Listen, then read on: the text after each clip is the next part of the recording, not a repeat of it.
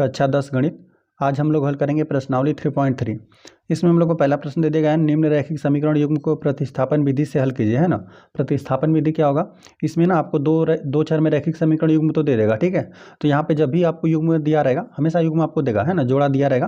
तो इसमें से आपको क्या करना है ना, या तो आप इस समीकरण से x या y का वैल्यू प्राप्त करिए, इस समीकरण में प्रतिस्थापित कर दीजिए, ठीक है। या तो इस समीकरण में से x या y का वैल्यू प्राप्त करिए, ठीक है, और इसको इस समीकरण में प्रतिस्थापित कर दीजिए, है ना। दोनों में से कोई एक प्रतिस्थापित कर दीजिए, है ना। या तो यहाँ से x या y का वैल्यू प्राप्त करिए, इस समीकरण में प्रतिस्थापित करिए, या तो यहाँ से x या y का वैल्यू प्राप्त करिए, इस समीकरण में प्रतिस्थापित करेंगे, तो आप x और y का मान प्राप्त कर लेंगे।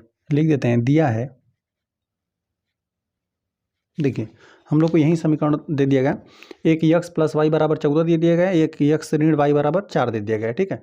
इन दोनों को हम लोग नोट करते हैं। देखिए एक आपको दिया हुआ x प्लस वाई बराबर आपको 14 दे दिया गया है। चलिए दूसरा भी यहीं पर हम नोट करते हैं, यहाँ पर x ऋण y बराबर आपको 4 दे दिया गया है। तो इसमें से इन दोनों समीकरणों में से ना, जिस समीकरण में से आपकी इच्छा करें, है ना, एक x या y का मान ज्ञात करिए, दूसरे समीकरण में प्रतिस्थापित कर देंगे, ठीक है। चलिए तो या तो आप यहाँ से भी ज्ञात कर सकते हैं, या तो आप यहाँ से भी ज्ञात कर सकते हैं, ठीक है। चलिए यहीं से हम लोग x का मान ही ज्ञात कर देते हैं। यहाँ पे ऋण y है, बराबर को उधर पक्षांतर कर देंगे, धन y हो जाएगा, है ना। यहाँ पे x बराबर 4 हो जाएगा, यहाँ पे ऋण y है, बराबर उधर पक्षांतर कर देंगे, यहाँ पे धन y हो जाएगा, है ना। तो यहाँ पे x के मान को हमने y के पदों में लिख दिया, ठीक है। इसी प्रकार से करेंगे आप, तो यहाँ से भी चाहे तो x या y का मान ज्ञात कर सकते हैं, ठीक है। चलिए यहाँ पे इसको हम लोग समीकरण नंबर 1 मान लेते हैं, इसको हम समीकरण नंबर 2 मान देते हैं। यहाँ पर x के मान को हमने y के पदों में लिख दिया ना, तब हम लोग क्या करते हैं, इस x, देखिए एक समीकरण का इस्तेमाल करके हम x या y का मान ज्ञात करेंगे, दूसरे समीकरण में प्रतिस्थापित कर देंगे, ठीक है। तो इस समीकरण से हमने x का मान ज्ञात किया हुआ है ना, तो इस x का वैल्यू हम लोग किस में रखेंगे, पहले वाले समीकरण में प्रतिस्थापित कर दीजिए। लिख देते हैं यहाँ पे x बराबर 4 प्लस वाई समीकरण 1 में प्रतिस्थापित कर देते हैं। समीकरण 1 में प्रतिस्थापित करने पर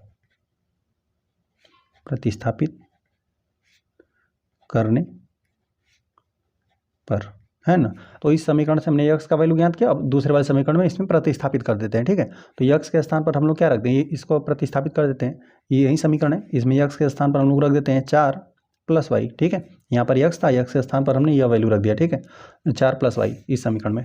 और यहाँ पे x के स्थान पर हमने 4 प्लस वाई प्रतिस्थापित कर दिया, और यहाँ पे प्लस वाई भी है, प्लस वाई बराबर इधर 14, ठीक है। अब यहाँ पे वाई 2y है, तो यहाँ पर हम लोग जोड़ देते हैं। चलिए यहाँ पे धन 4 है, बराबर को उधर हम लोग पक्षांतर कर देते हैं, ऋण 4 हो जाएगा। चलिए y में y जोड़ेंगे, 2y हो जाएगा, ठीक है। अब यहाँ पे धन 14 को इसी प्रकार से रहने देते हैं, यहाँ पे प्लस 4 है, बराबर उधर पक्षांतर कर देते हैं, इसको ऋण 4 हो जाएगा, ठीक है। अब यहाँ पे 2y, इसको इस प्रकार से नोट करते हैं, यहाँ पे 14 में 4 घटा देंगे तो आपका 10 बचेगा। यहाँ पे 2 गुणा में बराबर की तरफ भेज देंगे, भागा में हो जाएगा, तो y बराबर यहाँ पे 10 में 2 से भाग देना पड़ेगा, तो y का वैल्यू आपको 5 निकल कर आ जाएगा, ठीक है, 2 5 10। तो y एक चर का तो आपको वैल्यू ज्ञात हो गया है ना, y बराबर 5 आपने ज्ञात कर दिया। अब यहाँ पे इस y के मान को ना आप किसी समीकरण में प्रतिस्थापित करके दूसरे x का भी मान ज्ञात कर लीजिए, ठीक है। एक का मान आपको ज्ञात हो गया, दूसरे का मान, इसका मान किसी में प्रतिस्थापित कर दीजिए। आपकी इच्छा करे तो यहाँ पर प्रतिस्थापित कर सकते हैं y का मान, या तो आपकी इच्छा करे तो इस समीकरण में प्रतिस्थापित कर सकते हैं, तो यहीं पर हम लोग प्रतिस्थापित कर देते हैं, ठीक है। लिख देते हैं y बराबर 5 समीकरण 2 में प्रतिस्थापित करने पर प्रतिस्थापित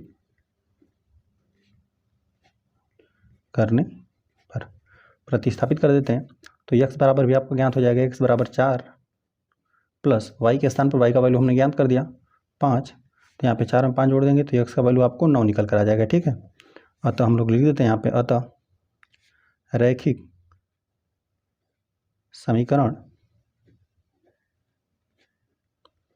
युग्म के हल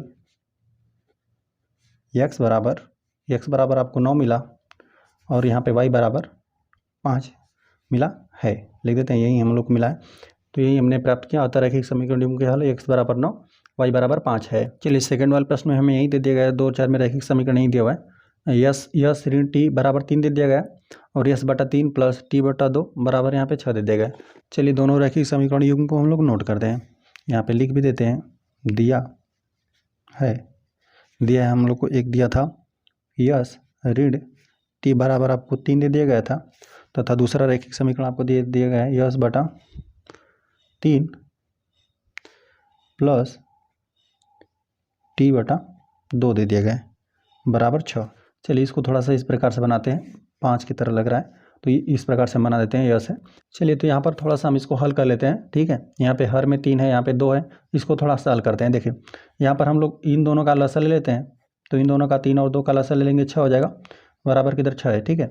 यहाँ पे इन दोनों का लसा हो जाएगा 6, यहाँ पे मतलब यहाँ पे हर वाली संख्या से यहाँ भाग देंगे लसा में, तो 3 दूना 6, 2 बार विभाजित हो जाएगा, 2 का यस में गुणा कर देंगे, यहाँ पर 2 यस मिला, ठीक है। और प्लस यहाँ से जब हर वाली जो संख्या है 2 से यहाँ पे लसा भाग देंगे, 3 बार भाग जाएगा, 3 का टी में गुणा कर देंगे, तो यहाँ पे 3 टी मिला, ठीक है।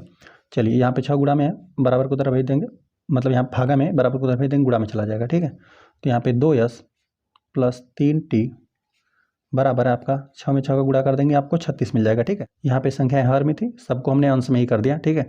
अब हम लोग क्या करते हैं ना, देखिए यहीं से ज़्यादा सिंपल है, यहीं से यस या टी का मान निकालिए और इस वाले समीकरण में प्रतिस्थापित कर देंगे, ठीक है। यही करना आसान रहेगा, है ना। यहाँ से आप ये टी का या यस का वैल्यू ज्ञात करेंगे तो ज़्यादा इधर गुणा भाग हो जाएगा, यहीं से निकालना काफ़ी आसान है। चलिए यहाँ पर ऋण टी है ना, बराबर को उधर भेज देते हैं, धन टी हो जाएगा, ठीक है। तो यस का वैल्यू यहाँ से आसानी से हम लोग निकाल सकते हैं, ठीक है। तो यस बराबर हो जाएगा, यहाँ पे ऋण टी है, बराबर को उधर जाएगा, धन टी हो जाएगा, और यहाँ पे प्लस 3 है, ठीक है। तो यहाँ पे टी प्लस 3 बना, ठीक है। चलिए इसको समीकरण नंबर 1 बना देते हैं, यहाँ पे इसको समीकरण नंबर 2 बना देते हैं। अब हम लोग क्या कर देते हैं, यहाँ पे ना, यहाँ पे यस के मान को हमने टी के पदों में लिख दिया। अब यहाँ पे क्या करते हैं, हमने इस समीकरण से यस का मान ज्ञात किया हुआ है, इस वाले समीकरण में प्रतिस्थापित कर देते हैं ना। एक समीकरण से जो भी 2 चर रहेगा उसमें से एक चर का वैल्यू ज्ञात करेंगे, दूसरे वाले समीकरण में प्रतिस्थापित कर देंगे। हम लोगों ने इस समीकरण से यस का मान निकाला है, दूसरे वाले समीकरण में प्रतिस्थापित कर देते हैं, ठीक है।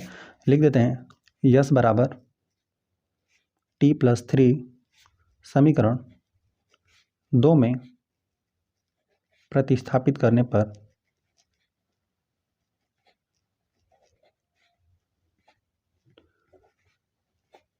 प्रतिस्थापित कर देते हैं। तो यहाँ पर यही हम लोग का समीकरण नंबर 2 है, ठीक है। इसको नोट करते हैं, 2 है, और यस के स्थान पर हम लोग यह प्रतिस्थापित कर देते हैं, कोष्टक में लिख देते हैं टी प्लस 3, ठीक है। और यहाँ पे प्लस है ना, बस यहाँ पे जो यस था ना, यस के स्थान पर हमने यह वैल्यू रख दिया, ठीक है। टी प्लस 3 रख दिया है ना यहाँ पे यस के स्थान पे, और प्लस और 3 है और इंटू टी है, बराबर इधर 36 है। चलिए यहाँ पर 2 का हम लोग दोनों पद में गुणा कर देंगे कोष्टक में, तो यहाँ पे 2 टी हो जाएगा, प्लस यहाँ पे 2 3 6 हो जाएगा, प्लस 3 टी है, 3 टी बराबर 36, ठीक है। अब यहाँ पे 2 टी है और यहाँ पे 3 टी है, दोनों 2 टी और 3 टी जोड़ देंगे तो आपका 5 टी बन जाएगा, ठीक है। 5 टी हो गया। यहाँ पे 6 प्लस में बराबर को उधर भेज देते हैं, ऋण में हो जाएगा, ठीक है। यहाँ पे 36 है, यहाँ प्लस 6 बराबर को उधर इसको 75 कर, प्लस 6 को बराबर को उधर 75 कर दिए, तो यहाँ पे ऋण 6 हो गया, ठीक है। अब यहाँ पर हम लोग घटा देते हैं, तो 5 टी, यहाँ पे 36 में से 6 घटा देंगे तो आपको 30 मिलेगा। यहाँ पे 5 गुणा बराबर को उधर भेज देते हैं, भागा में चला जाएगा, है ना। तो टी का वैल्यू 30 बटा आपको 5, ठीक है। तो यहाँ पे 5 से हम लोग यहाँ पे 30 में भाग देंगे तो 5 6 30 हो जाएगा, तो टी का वैल्यू आपको 6 निकल कर आ जाएगा।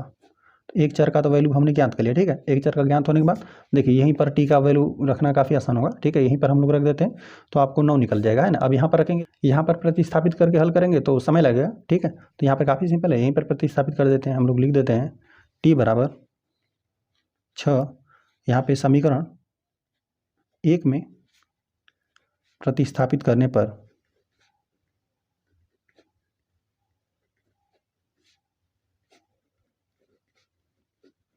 ठीक है। तो यहाँ पर है यस बराबर, हम लोग को टी प्लस 3 मिला था, तो टी के स्थान पर 6 प्रतिस्थापित कर देते हैं, तो 6 प्लस 3 हो जाएगा। तो यस बराबर 6 में 3 जोड़ देंगे तो 9 मिल जाएगा। तो हम लोग लिख देते हैं रैखिक समीकरण युग्म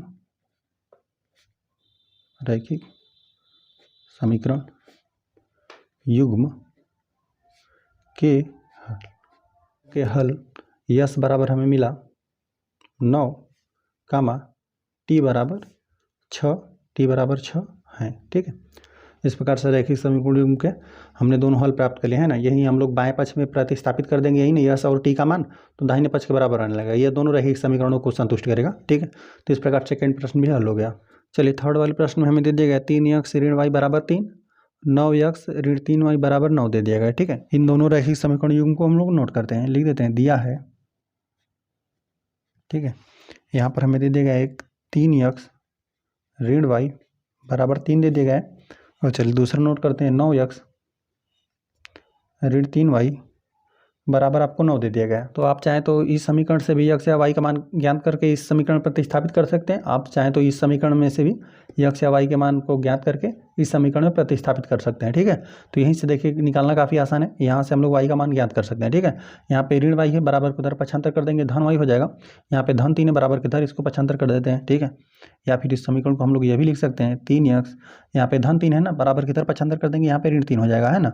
अब यहाँ पे ऋण y था, बराबर को उधर हमने इसको पक्षांतर कर दिया, धन y हो गया। ठीक है, तो यहाँ से y का वैल्यू आसानी से ज्ञात हो गया। चलिए इसको समीकरण नंबर 1 बना देते हैं और इसको समीकरण नंबर 2 बना देते हैं। ठीक है, लिख देते हैं यहाँ पे, बस इसको या तो आप चाहे सीधा करके भी लिख सकते हैं, y बराबर 3x ऋण 3 है ना। तो यहाँ पर y का मान हमने x के पदों में ज्ञात कर लिया। ठीक है, चलिए यहाँ पर लिख देते हैं, यहाँ पे सीधा करके इसको लिख देते हैं y बराबर 3x ऋण 3 समीकरण 2 में प्रतिस्थापित करने पर। ठीक है, इससे हम लोगों ने y का मान ज्ञात किया इस समीकरण से, और यहाँ पे दूसरे वाले समीकरण में प्रतिस्थापित कर देते हैं, लिख देते हैं यहाँ पे समीकरण 2 में प्रतिस्थापित करने पर।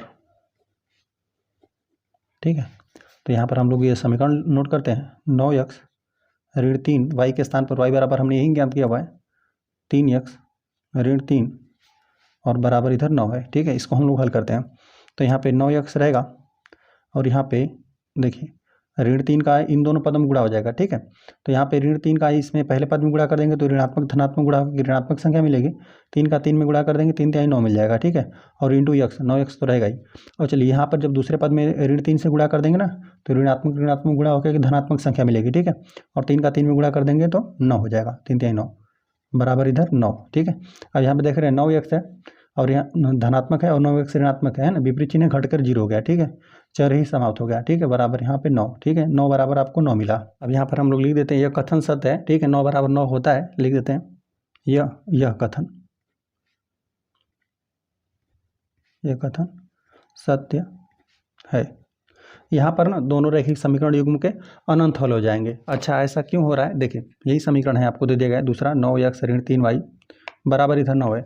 आप क्या करिए, इस समीकरण में 3 से भाग देंगे, 3 से भाग देंगे ना तो यही समीकरण आपको मिल जाएगा। ठीक है, ये देखिए दोनों पक्षों में हम लोग 3 से भाग देते हैं, बराबर के इधर भी 3 से भाग देते हैं, बराबर के इधर भी, है ना। तो यहाँ पे इसके हर में आ जाएगा, यहाँ पे 9/3 x लिख देते हैं ऋण 3 बटा यहाँ पे 3y बराबर यहाँ पे 9/3 है। ठीक है, अब यहाँ पे 3 3 हो जाएगा, 3x ऋण यहाँ पे 3 से 3 समाप्त हो जाएगा, यहाँ पे सिर्फ y बचा, और यहाँ पे 3 3 9 तो यहाँ पे सिर्फ 3 मिला। देखिए यही जो आपका पहला समीकरण, यही समीकरण मिल जाएगा। ठीक है, इससे हम लोग को ये पता चला कि दोनों रैखिक समीकरण युग्म में जो दिया गया है ना, एक ही समीकरण लिखा गया है। ठीक है, बस यहाँ पे इसमें ना इस समीकरण में 3 से आपका गुणा कर दिया, यही समीकरण है, बस इसमें 3 से गुणा कर दिया गया। यदि आप इसका ग्राफ बनाते हैं, यहाँ से आप 2 बिंदु प्राप्त करिए और यहाँ से भी 2 बिंदु प्राप्त करिए। ठीक है, और इन दोनों का रेखाएं यदि आप खींचेंगे ना, मतलब ग्राफ पेपर पर रेखाएं खींचेंगे तो दोनों एक ही रेखा पर दोनों रेखाएं आपको मिलेंगी। ठीक है, दोनों रेखाएं एक ही रेखा पर रहेंगी, तो इस प्रकार से आपको अनंत हल मिलेगा। ठीक है, तो चलिए यहाँ पर हम लोग लिख देते हैं, यहाँ रैखिक समीकरण युग्म के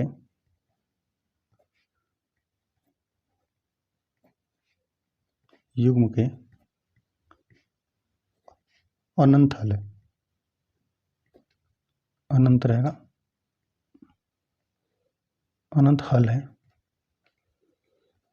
तो यहाँ पर हमने लिख दिया कि रैखिक समीकरण युग्म के अनंत हल है। यहाँ पर ना आप इन दोनों रैखिक समीकरण युग्म को यदि आप तुलना करेंगे ना, दो चर का जो रैखिक समीकरण का व्यापक रूप होता है, उससे यदि आप तुलना करेंगे इनको गुणांकों का, ठीक है, तो आपको a1/a2 मिलेगा बराबर b1/b2 मिलेगा और बराबर इधर c1/c2। ठीक है, ये तीनों अनुपात आपको बराबर मिलेंगे। इसका मतलब क्या है, दोनों रेखाएं आपस में समपाती हैं। ठीक है, एक ही रेखा पर दोनों रेखाएं और यहाँ पर अनंत हल है। चलिए चौथे प्रश्न में जो रैखिक समीकरण युग्म दिए थे, दोनों को हमने नोट कर दिया, है ना। अब यहाँ पर देख रहे हैं कि ये संख्याएं दशमलव में है ना, तो पहले तो क्या करते हैं कि यहाँ से दशमलव पहले हटा लेते हैं। ठीक है, तो यहाँ पर 0.2 लिखा गया है, तो इसको हम लोग क्या लिख सकते हैं, 2/10 लिख सकते हैं, है ना। अभी हम लोग यहाँ पे 2 में 10 से यदि भाग देंगे तो यही 0.2 ही आ जाएगा यक्स, प्लस इसको हम लोग क्या लिख सकते हैं, 3/10 लिख सकते हैं, क्योंकि वो 0.3 है y बराबर, यहाँ पे इसको हम लोग क्या लिख सकते हैं, ठीक है, 1.3 है, तो इसको हम लोग लिख सकते हैं 13/10। अभी हम लोग यहाँ पे 13 में यदि हम लोग 10 से भाग देंगे तो इकाई स्थान के एक अंक बाद क्या हो जाएगा, दशमलव हो जाएगा। ठीक है, यहाँ पर भी यदि 3 में आप 10 से भाग देंगे तो इकाई स्थान के एक स्थान इधर क्या हो जाएगा, दशमलव लग जाएगा। तो इसी प्रकार से अब देखिए हम लोग क्या करते हैं, यहाँ पर इन दोनों पदों में लसल ले लेते हैं ना, 10 हम लोग लसल ले लेते हैं। ठीक है, तो यहाँ पर लसल ले लेंगे तो यहाँ पर 10 हो गया। ठीक है, और यहाँ पे बराबर की तरफ तो यहाँ पे 13/10 तो रहेगा ही। ठीक है, क्योंकि दोनों का हर यहाँ पे सेम ही था। ठीक है, तो 10 लसा हो गया, यहाँ पे 10 से 10 में भाग देंगे तो एक ही बार में विभाजित हो जाएगा। ठीक है, अब यहाँ पे 1 का यहाँ पे 2 में गुणा कर देंगे तो 2 ही आपको मिलेगा। ठीक है, तो यही है, और यहाँ पे 3y ही मिलेगा आपको, ठीक है, बराबर इधर 13/10। यहाँ पे देख रहे हैं यहाँ पर भी हर में 10, यहाँ पर भी हर में 10 विभाजित हो जाएगा, ठीक है। या तो ये भी समझ सकते हैं कि हम 10 गुणा में बराबर को उधर, मतलब यहाँ भागा में, यहाँ पे 10 भागा में बराबर को उधर पक्षांतर कर देंगे तो गुणा में चला जाएगा, ठीक है। तो यहाँ पे गुणा में हो जाएगा 10 या और यहाँ पे यह 10 दोनों विभाजित हो जाएगा। तो यहाँ तो आपको यही मिलेगा 2x + 3y, 2x + 3y बराबर आपको 13 मिलेगा। चलिए अब इस समीकरण को भी हम लोग हल कर लेते हैं। देखिए यहाँ पे 0.4 लिखा हुआ है ना, तो इसको हम लोग क्या लिख सकते हैं, 4/10 लिख सकते हैं x प्लस यहाँ पे 5 बटा इसको हम लोग 10y लिख सकते हैं और इसको हम लोग 23/10 लिख सकते हैं, ठीक है। और वही काम है, यहाँ पर भी लसा लेंगे तो आपको 10 ही मिलेगा। 10 से 10 एक ही बार में विभाजित हो जाएगा, 1 का 4 में गुणा कर देंगे तो यही 4x ही मिलेगा। उसी प्रकार यहाँ पे भी आपको 5y मिलेगा बराबर इधर 23/10, ठीक है। और यहाँ पर भी 10 भागा में बराबर उधर भेज देंगे, गुणा में चला जाएगा, अंश और हर में 10 विभाजित हो जाएगा, ठीक है। तो 4x + 5y और बराबर यहाँ पे 5y बराबर यहाँ पे 23। तो अब क्या करिए, या तो इस समीकरण से आप x या y का मान ज्ञात कर लीजिए, या तो इस समीकरण से x या y का मान ज्ञात कर लीजिए, ठीक है। एक समीकरण से ज्ञात करेंगे, दूसरे में प्रतिस्थापित करना है आपको। चलिए तो इसी समीकरण से हम x का मान ज्ञात कर लेते हैं, ठीक है।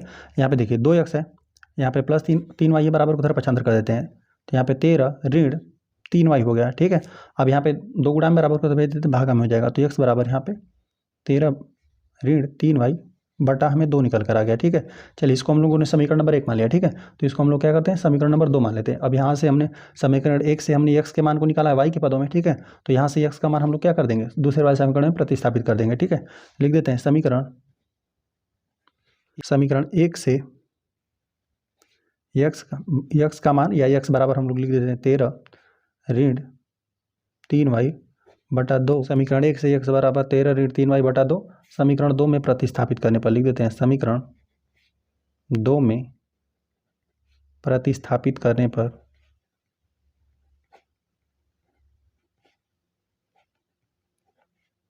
ठीक है, समीकरण 2 में प्रतिस्थापित कर देते हैं।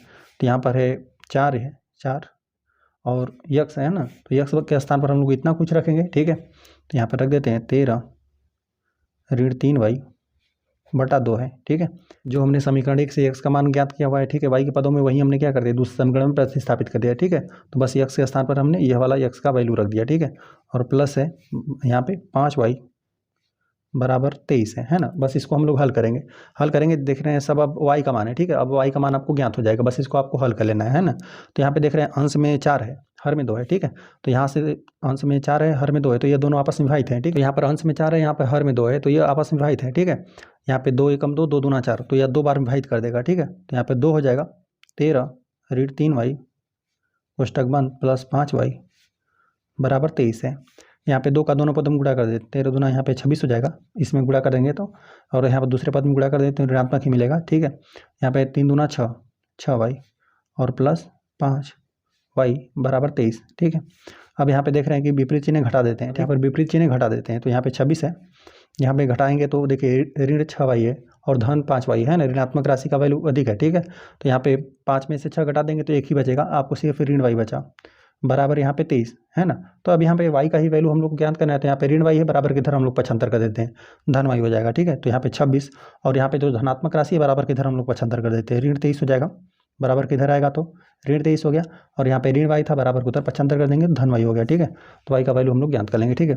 अब यहाँ पर देखिए 26 में से हम लोग ना 23 घटा देंगे तो आपको 3 मिलेगा, 3 बराबर y। चलिए सीधा करके लिख देते हैं, या इसको इस प्रकार से भी लिख सकते हैं, सीधा करके y बराबर 3y, ठीक है। दाएं पक्ष आपस में बराबर ही है, ठीक है।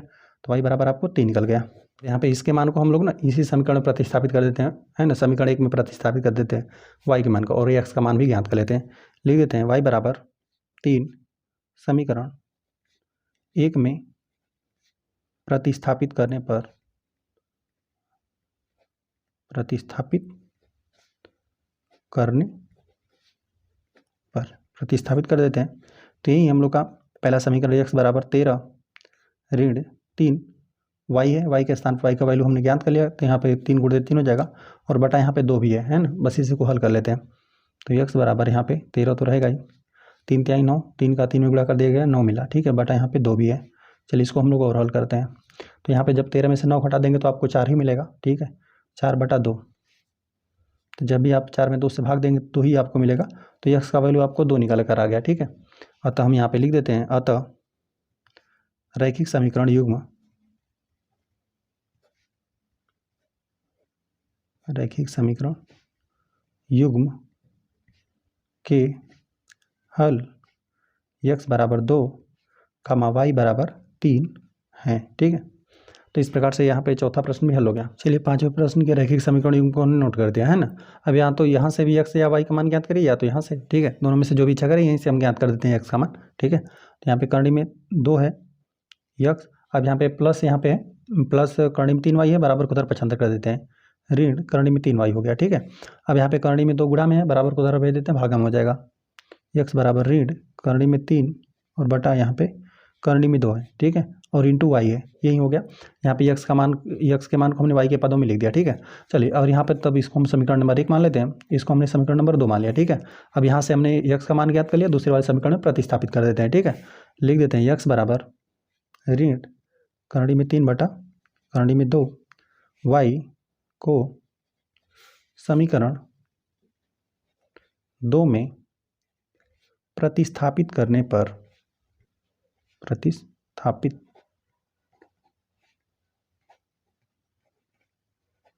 ठीक है, तो इस समीकरण 2 में प्रतिस्थापित कर देते हैं, तो यहाँ पे करणी में 3 हो जाएगा। ठीक है, करणी में 3 और यक्स के स्थान पर यही सब कुछ हम लोग को प्रतिस्थापित करना है, यही हमें प्रतिस्थापित करना है ना यक्स के स्थान पे, तो हम लोग लिख देते हैं ऋण करणी में 3 बटा यहाँ पे करणी में 2 हो गया है ना, और इंटू वाई भी है। चलिए यही है, यक्स के स्थान पर हम लोग को यहीं प्रतिस्थापित करना, तो यहीं सब कुछ हमने प्रतिस्थापित कर दिया। ऋण है करणी में 3 और बटा करणी में 2 है, और इंटू वाई है, और यहाँ पर आगे भी है पद। ठीक है, तो इसको हम लोग नोट कर देते हैं, करणी में 8 इंटू वाई बराबर किधर 0। तो यहाँ पर ना इन दोनों पदों में से वाई उभयनिष्ठ है। ठीक है, तो हम लोग वाई उभयनिष्ठ ले लेते हैं। ठीक है, या फिर आप चाहें तो यहाँ पे करणी में 3 करणी में 2 करणी में 3 का गुणा कर देंगे तो 3 आपको मिलेगा। ठीक है, यहाँ से हम लोग सीधा वाई उभयनिष्ठ लेते हैं ना, क्योंकि यहाँ पर इस सबका गुणनफल 0 हो रहा है, बराबर किधर 0 है ना। देखिए इन दोनों पदों में से वाई हमने उभयनिष्ठ ले लिया, तो यहाँ पे करणी के अंदर बचा क्या, चलिए ऋणात्मक लिखते हैं, करणी में 3 का करणी में 3 गुणा कर देंगे, यहाँ पे करणी में मतलब करणी समाप्त हो जाएगी, 3 बचेगा। ठीक है, और यहाँ पे बटे करणी में 2 है ना, इतना ही बचा। यहाँ पर इन दोनों का हमने आपस में गुणा कर दिया, यहाँ पे ऋण है। ठीक है, और बटा यहाँ पे करणी में 2 है, और वाई हमने उभयनिष्ठ ले लिया ऋण, यहाँ पे आपका करणी में 8 है। ठीक है, और यहाँ पे वाई हमने उभयनिष्ठ ले लिया, बराबर यहाँ पे 0। देखिए यहाँ पे बराबर को उधर 0 है, ये राशि गुणा में है, बराबर को उधर भेज देंगे तो भागा में चला जाएगा, 0 बटा समथिंग क्या होगा, आपको 0 ही मिलेगा। ठीक है, इस यहाँ पे गुणा में है ना, बराबर को उधर भेज देंगे, भागा में आ जाएगा, तो यहाँ पे 0 में आप किसी संख्या से भाग देंगे तो आपको भागफल 0 ही निकल कर आएगा। ठीक है, और यहाँ पे 0 को छोड़कर ही भाग दिया जाता है, तो ये 0 नहीं है। ठीक है, 0 नहीं है, इससे हम लोग यहाँ पे 0 में, यहाँ पे अंश में या हर में भाग देंगे तो आपको 0 मिलेगा। ठीक है, तो वाई बराबर आपको 0 मिला। ठीक है, तो यहाँ पर गुणा भाग करने की आवश्यकता नहीं है, देख रहे हैं, सिंपल आप क्या करेंगे, वाई उभयनिष्ठ लेंगे, जो भी है बराबर को उधर हर में भेज देंगे, सब 0 हो गया। ठीक है, तो वाई का मान आपको 0 निकल कर आ गया। अब इसको क्या करिए, इसी समीकरण में हम लोग प्रतिस्थापित कर देते हैं, लिख देते हैं वाई बराबर 0 समीकरण 1 में प्रतिस्थापित करने पर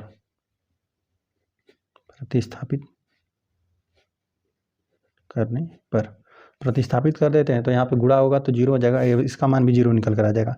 x बराबर ऋण करणी में 3 बटा करणी में 2, और y का मान आपको 0 प्राप्त हुआ है, तो यहाँ पे 0 प्रतिस्थापित कर देते हैं, तो x का मान भी आपको 0 मिला। ठीक है, अतः यहाँ पर हम लिख देते हैं, अतः रैखिक समीकरण युग्म के हल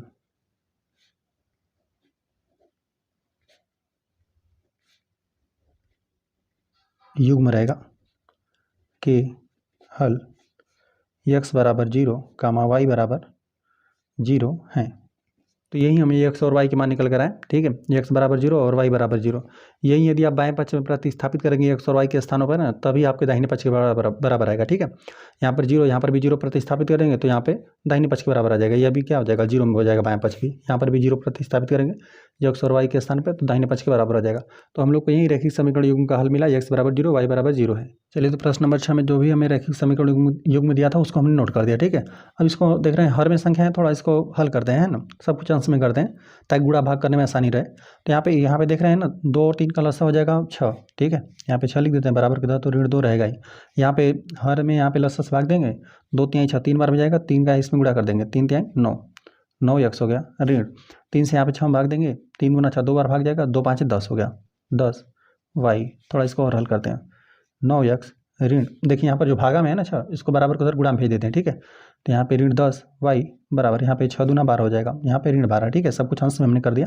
चलिए इसको भी हम लोग थोड़ा हल करते हैं, यहाँ पर भी लसा लेंगे तो यहाँ पर भी 3 और 2 का लसा 6 हो जाएगा, यहाँ पर बराबर किधर 13 बटा यहाँ पे 6 तो रहेगा ही। तो यहाँ पे हर वाली संख्या से लसम भाग देते हैं, तो यहाँ पे मतलब 3 से भाग देंगे लसम है 6 में, 3 दूना 6 2 बार भाग जाएगा, तो यहाँ पे 2x हो जाएगा, है ना, अंश में गुणा कर देते हैं उसका। यहाँ से 2 से 6 में भाग देंगे, 3 बार भाग जाएगा, 2 3 6 और 3 का y में गुणा कर देंगे 3y, ठीक है। अब यहाँ पे 6 गुणा में मतलब भागा में यहाँ पे ना 6 यहाँ पे भागा में बराबर को उधर पक्षांतर कर देंगे, गुणा में हो जाएगा, ठीक है। अब यहाँ पर 6 भागा में और बराबर को उधर पक्षांतर कर देंगे तो गुणा में चला जाएगा, ठीक है। तो गुणा में जाएगा तो अंश और हर में क्या हो जाएगा, 6 विभाजित हो जाएगा, ये विभाजित हो जाएगा, ठीक है। तो आपको मिलेगा 2x + 3y बराबर आपको सिर्फ 13 मिलेगा, है ना।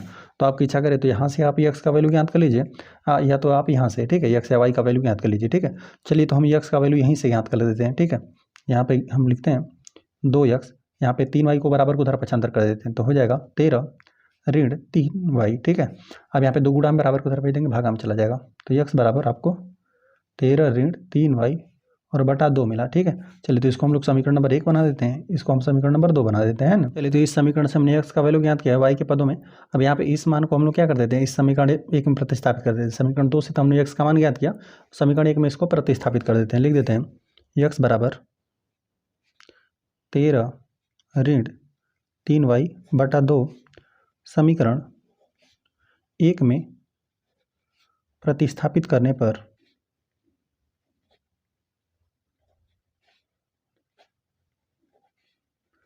प्रतिस्थापित कर देते हैं, तो यहाँ पे 9 हो जाएगा, 9 और x के स्थान पर हमने यही ज्ञात किया हुआ है, ठीक है। इसी को प्रतिस्थापित कर दीजिए, 9 गुणते 13 ऋण 3y और बटा 2 है, ठीक है।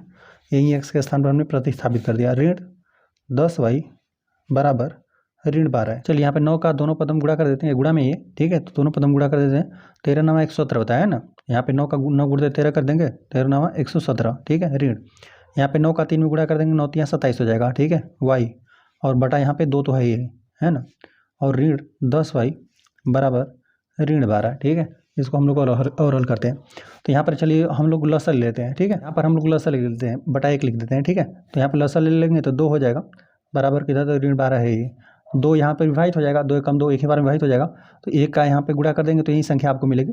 यहाँ पे 117 ऋण 27y और यहाँ पे ऋण, देखिए यहाँ पे जो हर वाली संख्या इससे लसम भाग देंगे 2 बार भाग जाएगा, ठीक है।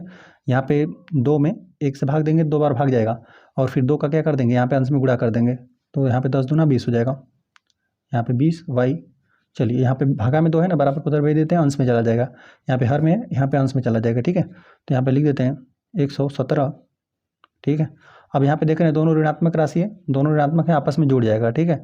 यहाँ पे भी y का पद है, ये भी y का पद है ना, 20 में 27 जोड़ देंगे तो 47 मिलेगा, ऋण 47y, और यहाँ पे जो हर में 2 था बराबर को उधर हमने पक्षांतर कर दिया, यहाँ पे अंश में चला जाएगा, तो यहाँ पे बराबर ऋण, है ना, 12 गुणते यहाँ पे 2 हो जाएगा, ठीक है, 12 दूना 24 हो जाएगा, ठीक है। और बराबर की इधर प्लस 117 बराबर की इधर इसको पक्षांतर कर देते हैं ना, संख्याओं को एक तरफ कर देंगे, चर को एक तरफ करेंगे, तभी आपका चर का वैल्यू ज्ञात होगा, ठीक है। तो यहाँ पे ऋण 47y और यहाँ पे 12 दूना 24, ऋण 24 हो गया, ठीक है। अब यहाँ पे 117 धनात्मक था ना, बराबर को उधर पक्षांतर कर देंगे, ऋणात्मक हो जाएगा, ऋण 117, तो ये तो आपस में जुड़ जाएगा। चलिए ऋण 47y और देखिए दोनों ऋणात्मक संख्या आपस में जुड़ जाएंगी, ठीक है। यहाँ पे 7 4 11 हो जाएगा, 11 को एक हासिल लगा। अब यहाँ पे इकाई का स्थानों को जोड़ लिया हमने, अब दहाई का स्थान जोड़ते हैं, तो यहाँ पे 2 में 1 जोड़ देंगे 3, 3 1 हासिल 4 हो जाएगा, ठीक है। और सैकड़े का स्थान पर यहाँ पर 1, तो यहाँ पे 141 हो गया। यहाँ पे इन दोनों संख्याओं को हमने जोड़ा, दोनों ऋणात्मक संख्याएं थी, तो यहाँ पर भी ऋणात्मक का चिन्ह रहेगा, ठीक है। चलिए यहाँ पे ऋण 47 है, बराबर को उधर पक्षांतर कर देते हैं, यहाँ पे गुणा में बराबर को उधर जाएगा तो भागा में हो जाएगा, ठीक है। लिख देते हैं ऋण 141 हो जाएगा, और हर में भी क्या आ जाएगा, ऋण 47 आ जाएगा, है ना।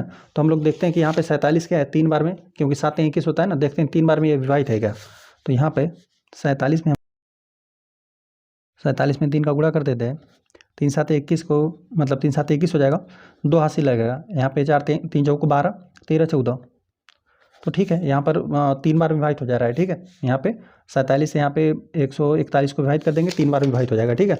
और यहाँ पे ऋण में ऋण का गुणा होकर एक धनात्मक संख्या ये आपको मिलेगा, ठीक है, और 3 बार में ये विभाजित हो गया, तो y का वैल्यू आपको 3 मिला, ठीक है। या फिर यहाँ पर ये भी समझ सकते हैं कि दोनों पक्षों में ऋण 1 का गुणा कर देंगे, दोनों संख्या क्या हो जाएंगी, धनात्मक हो जाएगा। तो इस प्रकार से आपको y बराबर 3 मिल गया ना। अब इसका वैल्यू आप यहाँ पे इस समीकरण में हम लोग प्रतिस्थापित कर देते हैं ना, समीकरण 2 में हम लोग लिख देते हैं y बराबर 3 समीकरण 2 में प्रतिस्थापित करने पर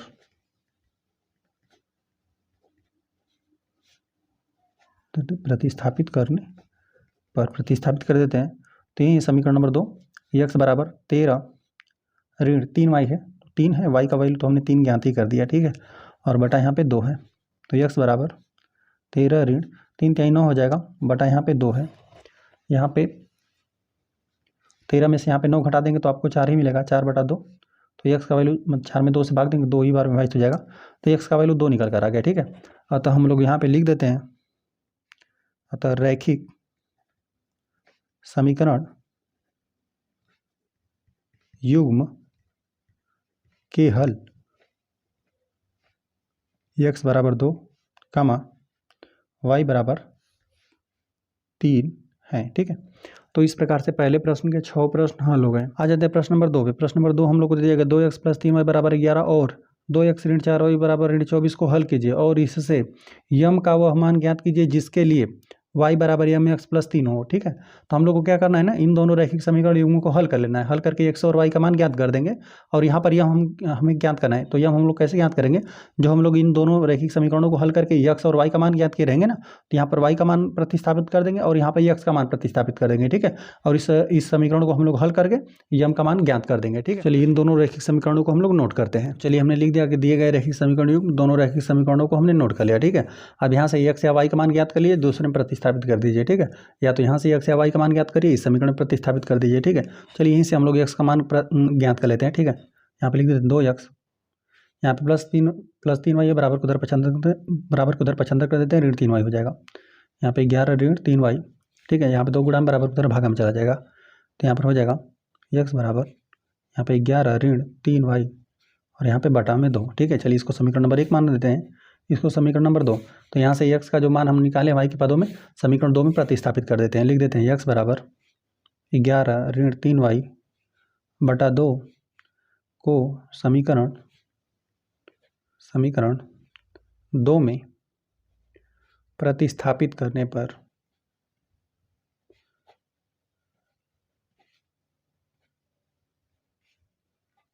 ठीक है, प्रतिस्थापित कर देते हैं। 2 है और यहाँ पे x के स्थान पर x का वैल्यू हमने ये निकाला हुआ है, तो ये हम लोग प्रतिस्थापित कर देते हैं, जो कि हम लोग का 11 ऋण 3y बटा 2 है, ठीक है। चलिए इस कोष्टक में कर देते हैं। x के स्थान पर हमने यह मान ज्ञात कर दिया जो हमने पहले समीकरण से ज्ञात किया हुआ है, ठीक है। और यहाँ पे ऋण 4y बराबर ऋण 24 है। अब यहाँ पर देख रहे हैं कि सब कुछ y के पदों में है, यहाँ से हम लोग बस हल करेंगे और y का मान ज्ञात कर लेंगे, ठीक है। चलिए तो यहाँ पर अंश और हर में 2 है, 2 से अंश और हर में 2 है, विभाजित कर देते हैं, ठीक है। 2 एकम 2 विभाजित हो जाएगा, ठीक है। तो सिर्फ आपको यही बचेगा 11 ऋण 3y बचेगा, यहाँ पे ऋण 4y बराबर ऋण 24 है, ठीक है। अब यहाँ पे देख रहे हैं कि यहाँ पर भी y का पद है, यहाँ पर y का पद है, दोनों ऋणात्मक है, आपस में जुड़ जाएगा। तो इन दोनों को आपस में जोड़ देते हैं, 11 यहाँ पे 4 3 7 हो जाएगा, ठीक है। यहाँ पे 3y है, यहाँ पे 4y है, दोनों ऋणात्मक है, 4 3 7 7y बराबर ऋण 24, ठीक है। अब यहाँ पे ना हम लोग ऋण 7y है, चलिए तो यहाँ पे बराबर को उधर पक्षांतर कर देते हैं ताकि y का मान भी धनात्मक भी हो जाए, ठीक है। नहीं तो इस प्रकार से हल करेंगे, मतलब यहाँ पे संख्याओं को उधर भेज देंगे, फिर ऋण का गुणा करना पड़ेगा, ठीक है। तो उस प्रकार से भी कर सकते हैं, दोनों तरह से कर सकते हैं आप, ठीक है। तो यहाँ पे ऋण 7y का बराबर को उधर पक्षांतर कर देते हैं, देखिए 11 को यहीं पर रहने देते हैं। अब यहाँ पे बराबर के उधर जो यहाँ पे ऋण 24 है ना, बराबर के इधर पक्षांतर कर देते हैं, तो ऋणात्मक है धनात्मक हो जाएगा, धनात्मक 24 हो गया। और जो बराबर के इधर ऋण 7y था, बराबर को उधर पक्षांतर कर देंगे, यहाँ पे धन 7y हो गया, ठीक है। यहाँ पर इन दोनों को जोड़ेंगे, क्या के स्थान में देखिए 4 1 5 हो जाएगा और यहाँ पे दाएं का स्थान जोड़ेंगे 2 1 3 हो जाएगा, 35 मिला, बराबर यहाँ पे 7y। अब यहाँ पे 7 गुणा बराबर के इधर भेज देते हैं, भागा में आ जाएगा, ठीक है। तो यहाँ पे 35 है, 35 बटा 7 हो जाएगा बराबर y, ठीक है। तो यहाँ पे 7 5 है 35, 5 बार विभाजित हो जाएगा, तो y बराबर आपको 5 मिला, ठीक है। या इसको आप सीधा करके भी लिख सकते हैं, y का वैल्यू आपको 5 मिला, ठीक है। अब इसको आप समीकरण नंबर 1 में हम लोग प्रतिस्थापित कर देते हैं, ठीक है। और x का भी मान ज्ञात कर लेते हैं, लिख देते हैं y बराबर 5 समीकरण 1 में प्रतिस्थापित करने पर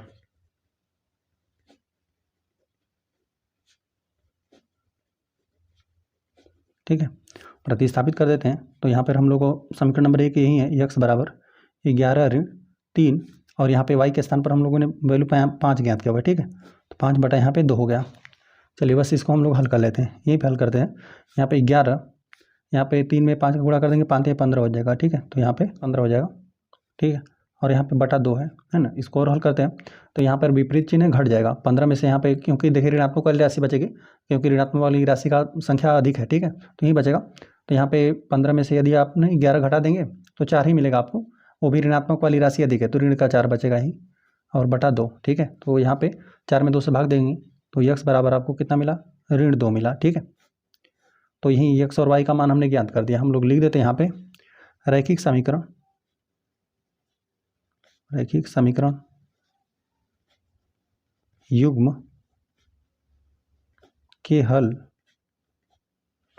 यक्स बराबर ऋण 2 कामा वाई बराबर 5 हम लोग को मिला है, ठीक है। और इसी की मदद से हम लोग को ना इस समीकरण को हल करना था, ठीक है। यहाँ पर हम लोग को इसके मदद से इन दोनों का समीकरण को हमें हल करना था और फिर हम लोग को यम का मान ज्ञात करना था, है ना। यहाँ पर हम लोग लिख देते हैं वाई बराबर एम एक्स प्लस 3 दिया हुआ है, ठीक है। तो यहाँ पर लिख देते हैं दिया गया समीकरण, जो हम लोग को दिया गया समीकरण एक है वाई बराबर यम एक्स प्लस 3 है, ठीक है। इसमें हम लोग यहाँ पे यक्स और वाई का मान प्रतिस्थापित कर देते हैं। चलिए इसको समीकरण नंबर 3 मान लेते हैं, ठीक है। लिख देते हैं यक्स बराबर ऋण 2 जो हमने ज्ञात किया हुआ है तथा वाई बराबर 5 समीकरण 3 में प्रतिस्थापित कर देते हैं। समीकरण 3 में प्रतिस्थापित करने पर तो y का वैल्यू हमने 5 ज्ञात किया हुआ है तो यहाँ पर 5 रख देते हैं, और यहाँ पे यम का तो वैल्यू हमें ज्ञात ही करना है, ठीक है। और यहाँ पे यक्स का वैल्यू हमें ऋण 2 ज्ञात किया हुआ है तो यहाँ पे ऋण 2 प्रतिस्थापित कर देते हैं, यहाँ पे प्लस 3 है, ठीक है। अब बस इसको हल कर लीजिए, पक्षांतर करके यहाँ पे यम का वैल्यू ज्ञात कर लीजिए। देखिए यहाँ पे प्लस 3 है, बराबर को तरफ पक्षांतर कर देंगे ऋण 3 हो जाएगा, तो 5 में से क्या हो जाएगा 3 घट जाएगा, बराबर यहाँ पे ऋण 2 यम मिला, ठीक है। यहाँ पे ऋण 2 का यम में गुणा कर देंगे, ऋण 2 यम है, ठीक है। बस यहाँ पे संख्या को हमने पहले लिख दिया, ठीक है, फिर बाद में चर है। 5 में से 3 को घटा देंगे तो आपको 2 मिलेगा, ठीक है, बराबर ऋण 2 यम। यहाँ पे ऋण 2 गुणा में बराबर की तरफ भेज देते हैं, भागा में आ जाएगा, ठीक है। तो 2 बटा यहाँ पे ऋण 2 आ गया, ठीक है, बराबर इधर यम, ठीक है। अब यहाँ पे हम लोग भाग दे लेते हैं ना, भाग दे दीजिए, 2 एकम 2, तो यहाँ पे 2 में 2 से भाग देंगे तो एक ही बार में विभाजित हो जाएगा, 1 मिलेगा, वो भी ऋणात्मक। तो यम का वैल्यू आपको कितना मिला, ऋण 1 मिला, ठीक है। बस इसी को आपको हल करके बताना था। अतः हम एक बार लिख देते हैं यहाँ पे, अतः यम बराबर ऋण 1 प्राप्त हुआ या मिला, लिख देते हैं, ठीक है। इस प्रकार से प्रश्न नंबर 2 हम लोग का हल हो गया। आ जाते हैं प्रश्न नंबर 3 में। प्रश्न नंबर 3 हम लोग को दे दिया गया है ना, निम्न समस्याओं में रैखिक समीकरण युग्म बनाइए और उनके हल प्रतिस्थापन विधि द्वारा ज्ञात कीजिए, ठीक है। हम लोग को जो भी प्रश्न दिया रहेगा उसमें हम लोग को 2 चर में रैखिक समीकरण युग्म बनाएंगे, ठीक है। और बनाने के बाद उसका हल क्या करेंगे, प्रतिस्थापन विधि द्वारा हल करेंगे, ठीक है। एक चर का वैल्यू ज्ञात करेंगे, दूसरे समीकरण में प्रतिस्थापित कर देंगे, इस प्रकार से करेंगे। तो इसमें हम लोग को पहला प्रश्न दे दिया गया है ना, 2 संख्याओं का अंतर 26 है और एक संख्या दूसरी संख्या की 3 गुनी है, उन्हें ज्ञात कीजिए, ठीक है। तो जाहिर सी बात है, एक बड़ी संख्या एक छोटी संख्या है ना, तो तभी यहाँ पर उनका अंतर कितना है, 26 है। और जो छोटी संख्या है ना, छोटी संख्या में 3 का गुणा कर देंगे ना, तब जाके बड़ी वाली संख्या के बराबर होगा, ठीक है। तो चलिए लिखते हैं, माना बड़ी संख्या यक्स और छोटी संख्या हम लोग मान लेते हैं छोटी संख्या बराबर हमने वाई मान लिया, ठीक है। अब यहाँ पे लिख देते हैं प्रथम शर्तानुसार या प्रश्नानुसार ही लिख देते हैं और दोनों रैखिक समीकरण को हम प्राप्त करते हैं, ठीक है। लिख देते हैं प्रश्नानुसार हमें दे दिया गया था ना कि दोनों का अंतर माने होता है घटाना, ठीक है। तो बड़ी संख्या में छोटी संख्या घटाइए, इनका अंतर आपको दे दिया गया है 26 दे दिया गया था, ठीक है। तो यहाँ पर हमने समीकरण नंबर 1 प्राप्त कर लिया, ठीक है। और देखिए दूसरा रैखिक समीकरण हम लोग यहीं से प्राप्त करेंगे, एक संख्या दूसरी संख्या की 3 गुनी है, जाहिर सी बात है 3 गुना करेंगे ना, छोटी वाली संख्या में ही 3 गुना आप करेंगे तब बड़ी संख्या के बराबर आप प्राप्त कर पाएंगे, ठीक है। तो यहाँ पर हम लोग लिख देते हैं, यहाँ पे यक्स बराबर यहाँ पे 3y है ना, यह हो गया हम लोग का समीकरण नंबर 2, ठीक है।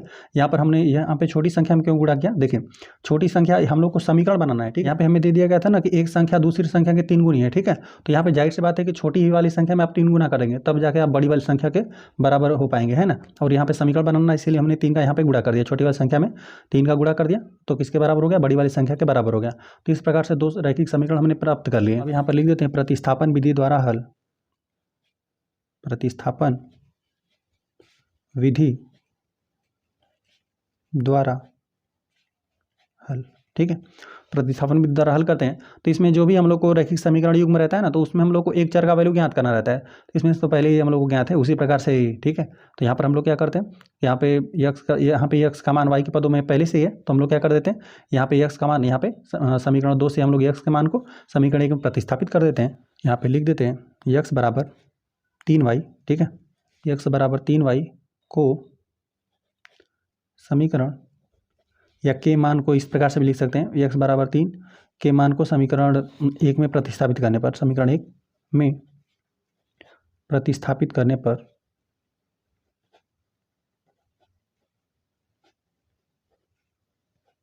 ठीक है, प्रतिस्थापित कर देते हैं। तो यक्स के स्थान पर हम लोग क्या रख दें, 3y रख देते हैं समीकरण 1 में, ठीक है। तो यक्स बराबर यहाँ पे यक्स के स्थान पर 3y, तो यहाँ पे 3y ऋण y बराबर यहाँ पे 26, ठीक है। तो यहाँ पे 3y में से एक y घटा देंगे तो 2y आपको मिलेगा बराबर 26। यहाँ पे 2 गुणा में बराबर उधर हो जाएगा भागा में, तो y का वैल्यू 26/2। तो यहाँ पे 26 में 2 से भाग दे देंगे तो y का वैल्यू आपको 13 निकल कर आ जाएगा, ठीक है। तो एक चर का तो वैल्यू हमने ज्ञात कर लिया, y का वैल्यू ज्ञात कर लिया।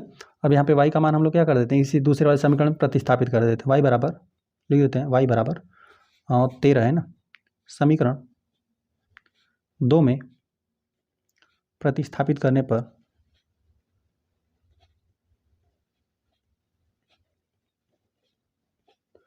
प्रतिस्थापित कर देते हैं तो हम लोग x का मान ज्ञात कर लेंगे।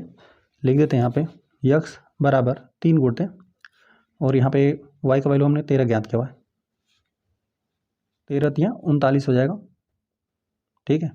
तो यहाँ पे हमने दोनों चरों का वैल्यू ज्ञात कर लिया, ठीक है। जो यहाँ पर बड़ी वाली संख्या यही हम लोग की है, ठीक है, 39 ही है, ठीक है। और छोटी वाली संख्या यही हम लोग का है ना। यदि इन दोनों को आप घटाएंगे ना, यहाँ पे 39 में से आप 13 घटाएंगे तो आपको 26 मिलेगा, ठीक है। 39 में से 13 घटाएंगे तो 26 मिलेगा। और यहाँ पे ना इस संख्या का आप 3 गुना करेंगे तो यह बड़ी वाली संख्या आपको मिलेगी, ठीक है। तो यहाँ पे एक्स और वाई का तो वैल्यू हमने ज्ञात कर दिया, अतः यहाँ पर हम लोग लिख देते हैं, अतः बड़ी संख्या 39 तथा छोटी संख्या 13 है। चलिए आ जाते हैं सेकंड वाले प्रश्न पे। सेकंड वाला प्रश्न हम लोग को दे दिया गया ना, दो संपूरक कोणों में बड़ा कोण छोटे कोण से 18 डिग्री अधिक है, उन्हें ज्ञात कीजिए। देखिए संपूरक कोण क्या होता है ना, दो कोणों का योगफल 180 अंश होता है तो उसे संपूरक कोण कहते हैं। यदि दो कोणों का योगफल 90 अंश रहता है तो उसे कोटिपूरक कहते हैं, ठीक है।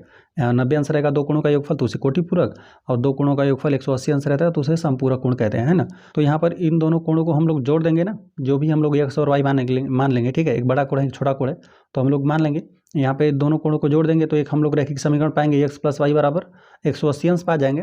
और यहाँ पे एक छोटा है और एक बड़ा है, तो यहाँ पे छोटा कोण से यहाँ पे ना 18 डिग्री बड़ा वाला कोण अधिक है, ठीक है। चलिए तो हम लोग इसको ज्ञात कर दें, मानते हैं, लिख देते हैं, माना बड़ा कोण एक्स अंश का हम लोग मान लेते हैं और छोटा कोण लिख देते हैं, छोटा कोण वाई अंश मान लेते हैं ना। अब हमें पहले लिख देते हैं यहाँ प्रश्नानुसार, यहाँ पे कोष्ठक करके हम लोग लिख देते हैं, दो जो संपूरक कोण रहते हैं लिख देते हैं, संपूरक कोणों का योग या योगफल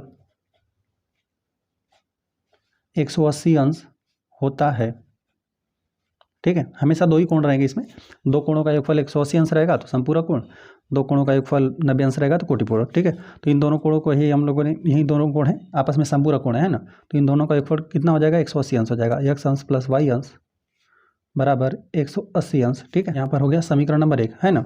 और हमें दूसरा समीकरण प्राप्त करने के लिए दिया था ना कि जो छोटा वाला कोण है इसे 18 डिग्री बढ़ाया हुआ है, ठीक है। ये 18 डिग्री बड़ा है, तो हम लोग क्या करते हैं, दोनों समीकरण को बराबर करना है हम लोग को। देखिए एक्स अंश यहाँ पे बराबर हमें वाई अंश, इन दोनों को हम लोग को बराबर लिखना है ना। तो आप दो तरीके से आप इसको समीकरण को बैलेंस कर सकते हैं ना।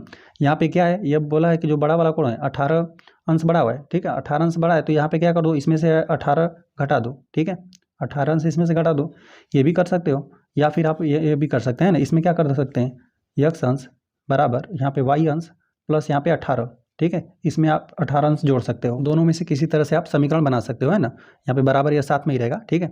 या तो आप जो बड़ा है उसमें से 18 अंश घटा करके आप समीकरण बराबर करके लिख लो, या फिर आप क्या करोगे, जो छोटा है 18 अंश, तो उसमें प्लस 18 अंश कर दोगे, तो यहाँ पे बड़े वाले कोड के बराबर हो जाएगा, ठीक है। तो इस प्रकार से दोनों समीकरण में से किसी एक समीकरण को आप ले लीजिए, ठीक है। चलिए इसी समीकरण को हम लोग ले लेते हैं, क्योंकि प्रतिस्थापन विधि द्वारा हल करना है, तो इसी को ले लेते हैं। एक्स अंश बराबर वाई अंश प्लस यहाँ पे 18 है, 18 अंश। चलिए इसको हम समीकरण नंबर 2 बना देते हैं और लिख देते हैं प्रतिस्थापन विधि द्वारा हल। लिख देते हैं प्रतिस्थापन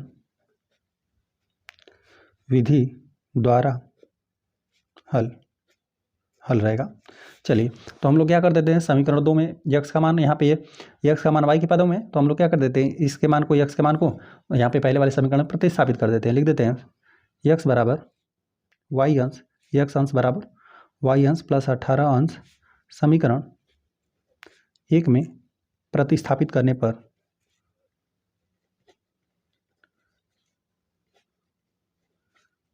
प्रतिस्थापित कर देते हैं।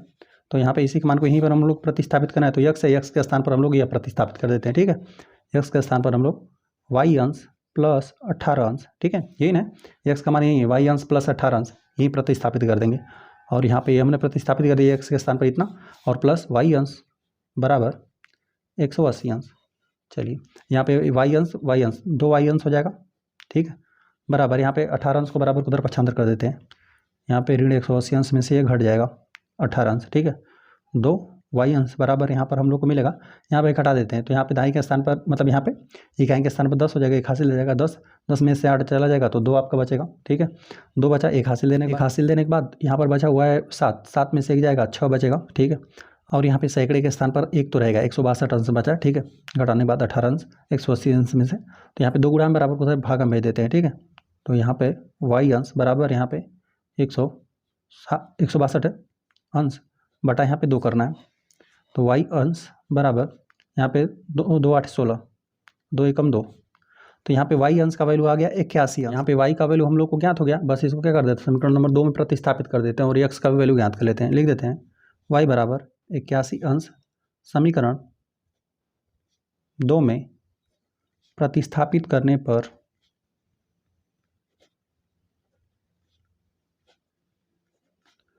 प्रतिस्थापित कर देते हैं, तो यहाँ पे यक्स अंश है और वाई अंश का वैल्यू हमने ज्ञात कर लिया 81 अंश प्लस 18 अंश, है ना, जोड़ते हैं। यक्स अंश बराबर इकाई के स्थान पर 9 हो जाएगा, 8 1 9, और दाई के स्थान पर भी 8 1 9 हो जाएगा। यहाँ पे 99 अंश मिला, ठीक है, यहाँ पे 99 अंश, अतः यहाँ पर हम लोग लिख देते हैं, अतः 2 संपूरक कोण यही है, एक 99 अंश है और एक 81 अंश है, ठीक है। यहाँ पे ये 81 है, 18 लिखा गया, 81 अंश है, ठीक है। इन दोनों को जोड़ोगे 99 अंश और यहाँ पे 81 अंश को, तो आपको 180 अंश मिलेगा, और यहाँ पर यह इससे 18 अधिक है, ठीक है, मतलब इन दोनों का अंतर कर देंगे, घटा देंगे ना, तो आपको 18 अंश मिलेगा। तो इस प्रकार से सेकंड प्रश्न हल हो गया। चलिए आ जाते हैं प्रश्न नंबर 3 पे। प्रश्न नंबर 3 हम लोग को दे देगा ना, एक क्रिकेट टीम के कोच ने 7 बल्ले तथा 6 गेंदें 3800 में खरीदा, ठीक है। बाद में उसने 3 बल्ले तथा 5 गेंदें 1750 रुपये में खरीदी। प्रत्येक बल्ले और प्रत्येक गेंद का मूल्य ज्ञात कीजिए, ठीक है। तो हम लोग मान लेंगे प्रत्येक बल्ले का 100 रुपये है और प्रत्येक गेंद का वाई रुपया मान लेंगे, ठीक है। तो यहाँ पे 7 बल्लों का यदि मूल्य ज्ञात करना रहेगा तो 7 गुणते एक्स कर देंगे, प्लस यहाँ पे 6 गुणते वाई कर देंगे, और उनका योगफल कितना हो जाएगा, 3800 हो जाएगा, ठीक है। इसी प्रकार से आपको रैखिक समीकरण बना लेना है, ठीक है, और रैखिक समीकरण युग्म बनाएंगे हम लोग और उसको हल कर लेंगे। लिखते हैं, माना प्रत्येक रहेगा बल्ले का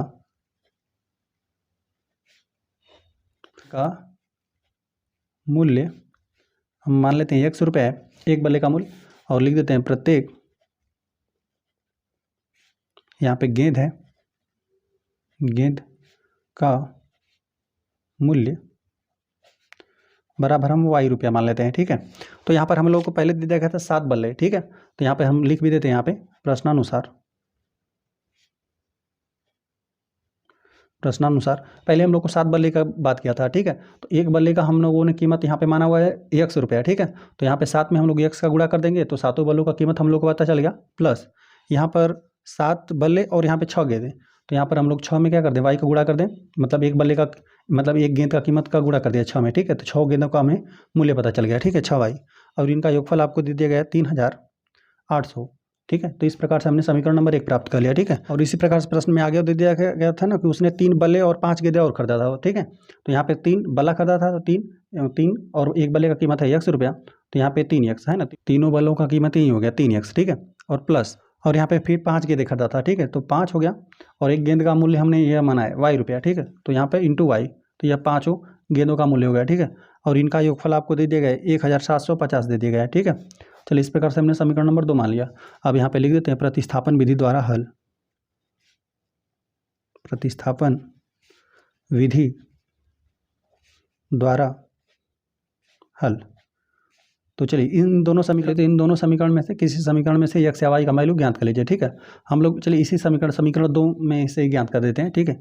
लिख देते हैं समीकरण 2 में, ठीक है, समीकरण 2 में ही x का या y का वैल्यू ज्ञात कर देंगे, x का ज्ञात कर देते हैं। देखिए यहाँ पे 3x, समीकरण 2 की हम बात कर रहे हैं, ठीक है। इसी को हम लोग चेंज कर देते हैं, 2x यहाँ पे प्लस 5y बराबर यहाँ पे 1750 है, ठीक है। चलिए यहाँ पे 3x, यहाँ पे प्लस 5y बराबर उधर पक्षांतर कर देते हैं, 1750 है, यहाँ पे प्लस 5y बराबर उधर पक्षांतर कर देंगे, ऋण 5y हो गया, यहाँ पे 3 गुणा में बराबर उधर भागा में चला जाएगा, x बराबर आपको मिला 1750 ऋण 5y बटा आपको 3 मिला, ठीक है। इसको अब समीकरण नंबर 3 बना देते हैं ना। समीकरण नंबर जो 3 है ना वह इसी समीकरण 2 से ही प्राप्त हुआ है, ठीक है। समीकरण 2 को ही हमने x के यहाँ पे x का मान ज्ञात करने के लिए y के पदों में हमने इसको ज्ञात कर दिया, ठीक है। इस प्रकार से हमने हल कर लिया, ठीक है। अब यहाँ पे क्या करते हैं, x के मान के समीकरण 2 को तो हल करके ही हमने ज्ञात किया हुआ है, ठीक है। तो यहाँ पर हम लोग इसका मान समीकरण 1 में प्रतिस्थापित करेंगे, है ना, ठीक है। अब ऐसा नहीं करेंगे कि यहीं से आप मान निकालें फिर इसी समीकरण प्रतिस्थापित कर दें, है ना, ऐसा नहीं करेंगे, ठीक है। इसी समीकरण को हल करके तो आपने x का मान निकाला, तो इस वाले समीकरण में प्रतिस्थापित कर दीजिए, ठीक है। हम लोग लिख देते हैं x बराबर रहेगा 1750 ऋण 5y बटा 3 समीकरण 1 में प्रतिस्थापित करने पर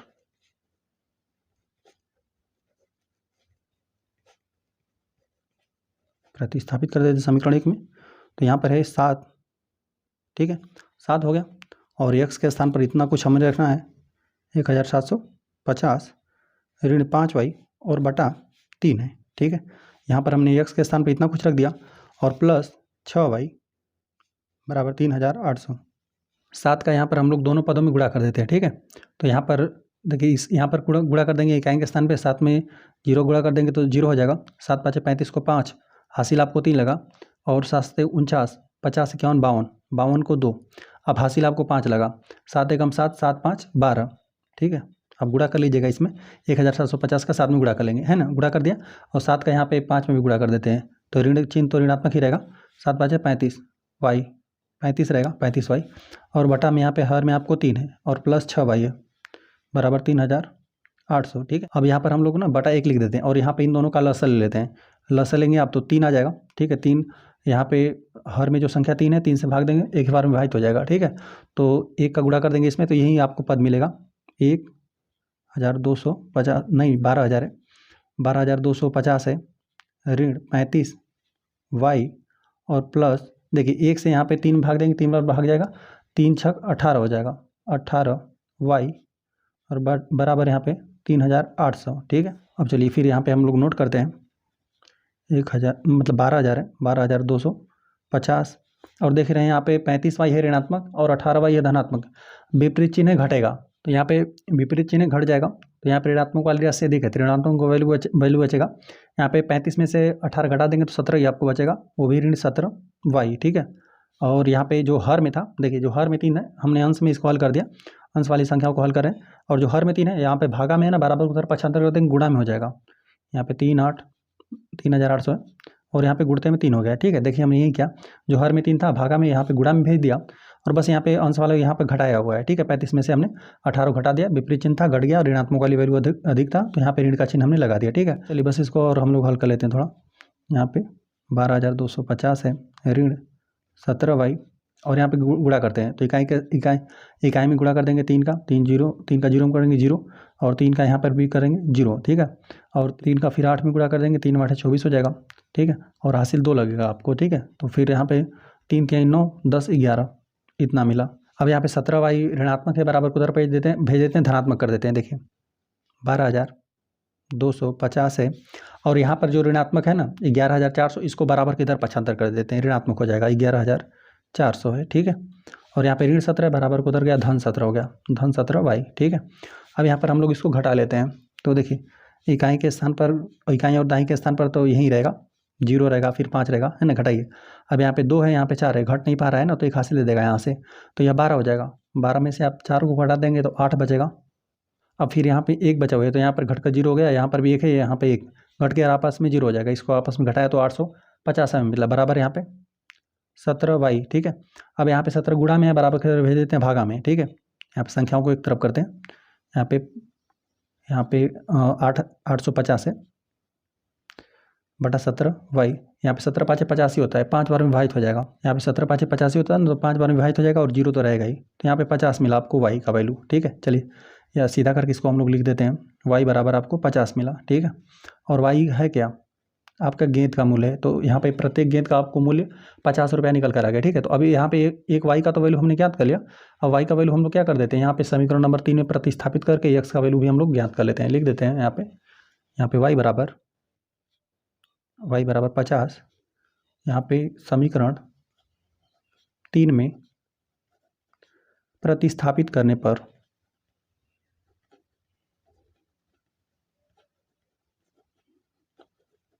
कर देते हैं, x बराबर 1,450 ऋण 5 गुण दें, y का वैल्यू हम लोग का यहीं 50 निकल कर आया हुआ है, और बटा यहाँ पे 3 है, बस इसको हल करते हैं।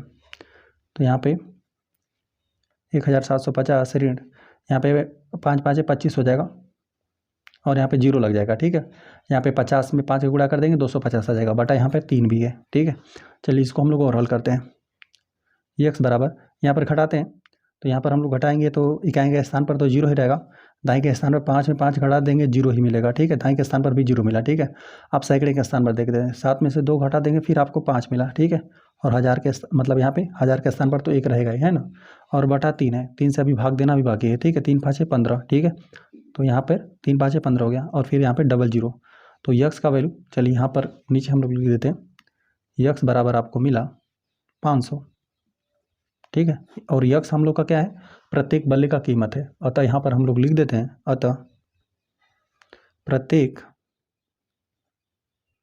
बल्ले का मूल्य यही है, प्रत्येक बल्ले का मूल्य यक्स ही हमने माना था, ठीक है। 500 रुपया तथा प्रत्येक गेंद का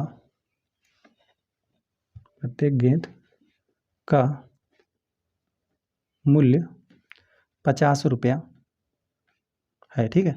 इस प्रकार से प्रश्न नंबर 2 भी हल हो गया। आ जाते हैं प्रश्न नंबर 4 पे। प्रश्न नंबर 4 दे दिया गया है ना, एक नगर में टैक्सी के भाड़े में एक नियत भाड़े के अतिरिक्त चली गई दूरी पर भाड़ा सम्मिलित किया जाता है। 10 किलोमीटर दूरी के लिए भाड़ा 105 रुपया है तथा 15 किलोमीटर के लिए भाड़ा 155 है।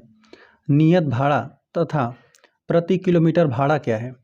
एक व्यक्ति को 25 किलोमीटर यात्रा करने के लिए कितना भाड़ा देना पड़ेगा। कह रहा है ना कि जैसे जो टैक्सी ड्राइवर है ना, वो जैसे उसकी गाड़ी में बैठ गए तो वो एक नियत पैसा ले लेगा, ठीक है। मतलब कि यहाँ पे कुछ रुपया तो आप उसका फिक्स है कि मतलब गाड़ी पर बैठ गए तो इतना रुपया लेगा, और फिर उसके बाद आपको जितना किलोमीटर चलना है उस रेट से आपको भाड़ा देना पड़ेगा, ठीक है।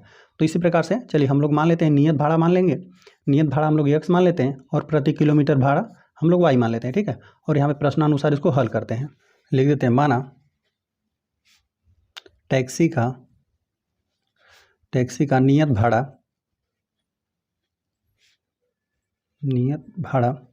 100 रुपया, ठीक है। नियत भाड़ा हमने 100 रुपये मान लिया, तथा जो प्रति किलोमीटर भाड़ा है लिख देते हैं, प्रति किलोमीटर भाड़ा हम लोग मान लेते हैं y रुपया है, ठीक है। अब लिख देते हैं प्रश्नानुसार, 2 रैखिक समीकरण युग्म बनाते हैं। प्रश्नानुसार तो देखिए पहली शर्त के अनुसार ना पहला समीकरण हम लोग बनाते हैं, कह रहा था ना कि यहाँ पर एक नियत भाड़ा लेगा और अतिरिक्त चली गई दूरी के लिए प्रति किलोमीटर हिसाब से भाड़ा लेगा, ठीक है। तो यहाँ पर बोला है ना 10 किलोमीटर दूरी के लिए भाड़ा कितना दिया गया है, 105 रुपया, ठीक है, 10 किलोमीटर के लिए, ठीक है। तो यहाँ पर हम लोग लिखते हैं, देखिए पहले तो आपका ना यह नियत भाड़ा तो लेगा ही वो, ठीक है, क्योंकि उसके गाड़ी में आप बैठ गए तो यहाँ पे नियत भाड़ा वो लेगा, 100 रुपया तो लेगा, प्लस 10 किलोमीटर चला आपने ना, मान लेते हैं प्रति किलोमीटर भाड़ा हमने वाई रुपया माना है, ठीक है। तो वाई रुपया हमने माना हुआ है, तो 10 किलोमीटर चले हुए तो 10 किलोमीटर का 10 गुणते वाई, ठीक है। यहाँ पे 10 किलोमीटर का हमने भाड़ा निकाल दिया, ठीक है। 1 किलोमीटर का यहाँ पे वाई रुपया है, ठीक है, प्रति किलोमीटर मतलब 1 किलोमीटर का, 1 किलोमीटर का वाई रुपया, तो यहाँ पे 10 किलोमीटर का भाड़ा कितना, 10 वाई हो गया, ठीक है। और यहाँ पे कुल कितना दिया गया है इसके लिए, 105 रुपया, ठीक है। तो यहाँ पर हम लोग लिख देते हैं बराबर, यहाँ पे 105 हो गया। तो इस प्रकार से समीकरण नंबर 1 हमने प्राप्त कर लिया। और यहीं पर देखिए समीकरण नंबर 2 के लिए ना यहाँ पे 15 किलोमीटर चला हुआ है, ठीक है, और भाड़ा कितना दिया गया है, 155 रुपया, ठीक है। तो यहाँ पर हम लोग याद करते हैं, देखिए नियत भाड़ा तो आप देंगे ही उसका यक्स और प्लस यहाँ पे 15 किलोमीटर, तो यहाँ 15 गुणते 1 किलोमीटर का वाई रुपया है, तो यहाँ 15 गुणते वाई कर देंगे, यहाँ पे 15 किलोमीटर का भाड़ा निकल जाएगा और प्लस उसका नियत भाड़ा, और आपने यहाँ पे दिया हुआ है 155 रुपया, ठीक है। तो यहाँ पर हो गया 155। इस प्रकार से हमने समीकरण नंबर 2 बना लिया। अब लिख देते हैं प्रतिस्थापन विधि द्वारा हल, प्रतिस्थापन विधि द्वारा हल, ठीक है। प्रतिस्थापन विधि द्वारा हल, किसी समीकरण में से x या y का वैल्यू ज्ञात कर लीजिए। चलिए पहले समीकरण में से हम लोग ज्ञात करते हैं, ठीक है। लिख देते हैं समीकरण 1 से, ठीक है, समीकरण 1 को हम लोग यहाँ पे एक बार नोट कर देते हैं, x प्लस 10y बराबर यहाँ पे 105 है, ठीक है। यहाँ पे 10y को बराबर को उधर पक्षांतर कर देते हैं, ठीक है। x के मान को y को पदों में लिख देते हैं, ऋण 10 यहाँ पे y है, ठीक है। तो यहाँ पे x के मान को हमने y पदों में लिख दिया, ठीक है। यहाँ पे समीकरण नंबर 3 है, देखिए समीकरण 1 को ही बदल के हमने इस प्रकार से लिख दिया है ना, x के मान को y को पदों में लिख दिया, ठीक है। समीकरण 1 को ही बदल कर तो हमने ऐसा लिखा, तो अब इसके मान को हम लोग क्या करेंगे, समीकरण नंबर 2 में प्रतिस्थापित कर देते हैं, ठीक है। अब हम लोग लिख देते हैं x बराबर 105 ऋण 10y समीकरण 2 में प्रतिस्थापित करने पर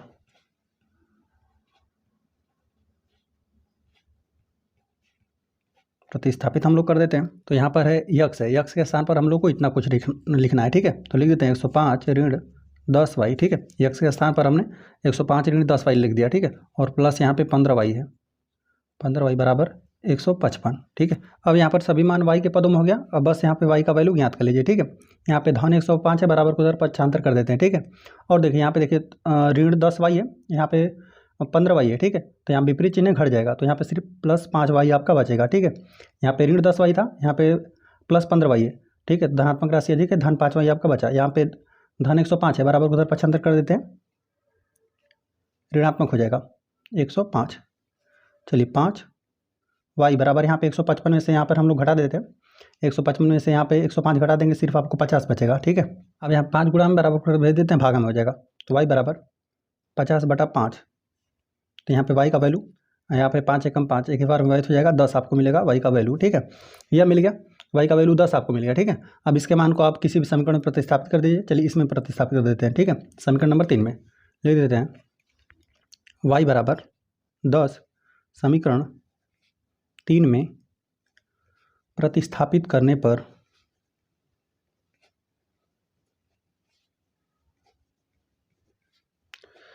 प्रतिस्थापित कर देते हैं।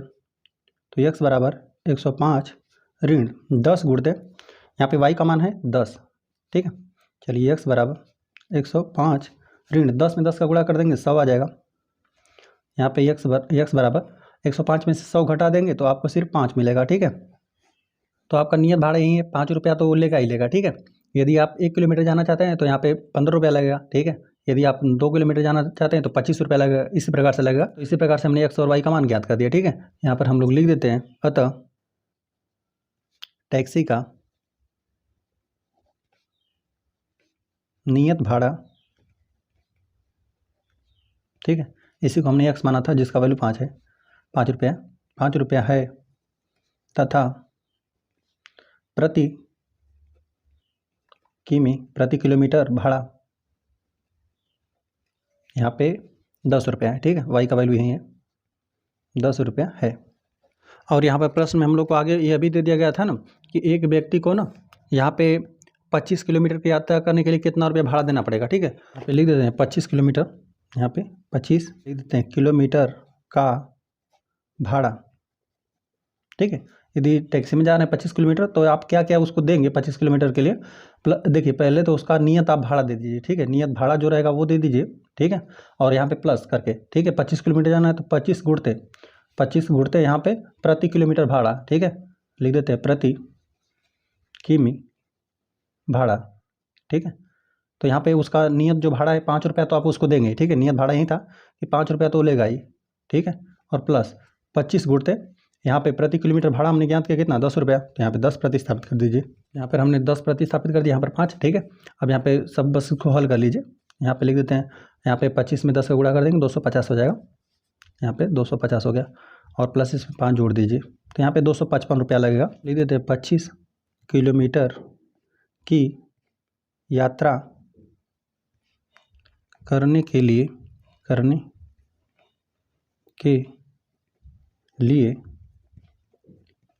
255 रुपया देना होगा, ठीक है। इस प्रकार से यहाँ पे प्रश्न नंबर 4 भी हल हो गया। आ जाते हैं प्रश्न नंबर 5 में। प्रश्न नंबर 5 हम लोग को दे दिया गया ना, यदि किसी भिन्न के अंश और हर में दो जोड़ दिया जाए तो वह 9/11 हो जाती है। यदि अंश और हर दोनों में 3 जोड़ दिया जाए तो वह 5/6 हो जाती है। तो वह भिन्न ज्ञात कीजिए, ठीक है। तो हम लोग इसमें मान लेंगे कि भिन्न का जो अंश है वो x है और जो हर है वो y है। और जैसे जैसे प्रश्न बोला हुआ है उस प्रकार से हम लोग दो रैखिक समीकरण युग्म बनाते हैं। मान लेते हैं माना भिन्न का अंश x तथा हर y है, तब हम लोग का भिन्न क्या हो जाएगा, भिन्न x/y हो जाएगा। तो यही हम लोग की फाइनल संख्या रहेगी। अब यहाँ पर हम लोग लिख देते हैं प्रश्नानुसार। अब जैसे जैसे प्रश्न बोल रहा है वैसे दो समीकरण बनाइए, प्रश्नानुसार रहेगा। चलिए अब यहाँ पे प्रश्नानुसार आपको बोला हुआ है ना, अब प्रश्न आपको बोला हुआ है ना कि भिन्न के यदि ना अंश और हर दोनों में क्या करना है, 2 जोड़ना है। 2 जोड़ दोगे तो कितना हो जाएगा 9/11 हो जाएगा, है ना। यही हम लोग का भिन्न हम लोग का ही हो गया। अब इसमें हम लोग क्या करते हैं कि x बटा यहाँ पे y कर देते हैं। अब दोनों बोला कि अंश और हर में क्या कर दिया जाए, 2 जोड़ दिया जा रहा है, तो 2 हम लोग जोड़ देते हैं और बराबर हो क्या जाता है 9/11 हो जाता है ना। तो थोड़ा इसको हम लोग रैखिक समीकरण युग्म बनाते हैं, इसको हल करते हैं ना। तो तिर्य गुणा हम लोग कर देते हैं। यहाँ पे 11 क्या कर देंगे, इसमें गुणा कर देंगे 11 का और y + 2 का यहाँ पे है 9 के साथ, है ना। तो यहाँ पर लिख देते हैं x + 2 और यहाँ पे 11 गुणा कर देंगे बराबर यहाँ पे 9 का, यहाँ पे y + 2 का यहाँ पे अंश में चला जाएगा, बराबर को उधर पक्षांतर कर देंगे तो y + 2। अब इसको थोड़ा सा हम लोग हल करते हैं। तो 11 का x में गुणा कर देंगे तो 11x हो जाएगा, ठीक है। 11x + 11 दूना 22 हो जाएगा बराबर 9y, है ना, 9y और प्लस 9 दूना 18। और यहाँ पे 9y को बराबर किधर पक्षांतर कर देते हैं और संख्याओं को एक तरफ कर देते हैं। 11x और 9y बराबर किधर लेकर आएंगे तो ऋणात्मक हो जाएगा। और यहाँ पे 18 और यहाँ पे ऋण 22, ठीक है। चलिए 11x ऋण 9y और यहाँ पे विपरीत चिन्ह घट जाएगा, ऋणात्मक वाली राशि अधिक है, इसी का मान बचेगा, ऋण 4 आपको बचेगा। तो इस प्रकार चलिए समीकरण नंबर 1 बना लेते हैं, ठीक है। और आगे हम लोग को यही प्रश्न दिया था ना कि दोनों यहाँ पे देखिए अंश और हर में 3 यदि आप जोड़ रहे हैं, ठीक है, तो वह भिन्न कितना हो जाती है 5/6 के बराबर हो जाती है ना। यहाँ पर हम लोग 3 जोड़ते हैं, x/y है, यही भिन्न है। इसमें अंश और हर में यदि आप 3 जोड़ दे रहे हैं, यहाँ +3 है, ठीक है, अंश और हर में 3 जोड़ दिया जाए तो वो 5/6 हो जा रहा है, ठीक है। तो चलिए इसको भी हम लोग हल करते हैं। देखिए यहाँ पर ये अभी हर में बराबर उधर पक्षांतर कर देंगे, गुणा में हो जाएगा, ठीक है। और 6 का यहाँ भागा में बराबर किधर गुणा में हो जाएगा, है ना। तो 6x + 3 हो गया और यहाँ पे 5y + 3 हो गया। और यहाँ पे चलिए 6 का गुणा कर दें दोनों पद में, 6x और यहाँ पे प्लस 6x + 6 × 3 = 18 बराबर 5y और 5 × 3 = 15 हो गया, ठीक है। यहाँ पर हमने संख्याओं का दोनों पदम गुणा कर दिया, 6 का यहाँ पे दोनों पदम गुणा कर दिया, यहाँ पर 5 का दोनों पदम गुणा कर दिया, है ना। अब यहाँ पर हम लोग चलिए यहाँ पर हम लोग क्या करते हैं, x का वैल्यू ज्ञात कर लेते हैं। यहाँ पर एक चर का तो हमें वैल्यू ज्ञात ही करना है, फिर हम लोग लिख देंगे प्रतिस्थापन विद्युत, ठीक है। अब यहाँ पर हम लोग क्या करते हैं 18 को बराबर उधर पक्षांतर कर देते हैं ना। तो यहाँ पर लिख देते हैं 6x, यहाँ पे 5y, ठीक है, और प्लस 15 और ऋण 18 आ गया, है ना। अब यहाँ पे चलिए घटा भी लेते हैं यहाँ पे, और 6 को यहाँ पे गुणा में है ना, तो बराबर को उधर भागा में भेज देंगे, ठीक है। चलिए यहाँ पे विपरीत चिन्ह घटेगा, 5y यहाँ विपरीत चिन्ह घटा दो, ठीक है। तो यहाँ पे 5 × 3 = 8 होता है, 3 बचेगा वो भी ऋण 3, है ना, ऋणात्मक वाली राशि अधिक है। और बटा यहाँ पे जो 6 गुणा में था बराबर किधर भागा में कर देते हैं, 6 गुणा में बराबर किधर भागा में हो गया, ठीक है। चलिए इसको हम लोग समीकरण नंबर 2 मान देते हैं। अब लिख देते हैं यहाँ पे प्रतिस्थापन विधि द्वारा हल, प्रतिस्थापन विधि द्वारा हल। अब यहाँ पर हम लोग क्या कर देते हैं, x के मान को यहाँ पर इसी प्रकार, इसीलिए हम निकाला है कि यहाँ की x का मान निकल जाए y के पदों में, और इसका मान यहाँ पर समीकरण नंबर 1 में प्रतिस्थापित कर देंगे, ठीक है। यहाँ पर लिख देते हैं x बराबर 5y ऋण 3 बटा 6 समीकरण 1 में प्रतिस्थापित करने पर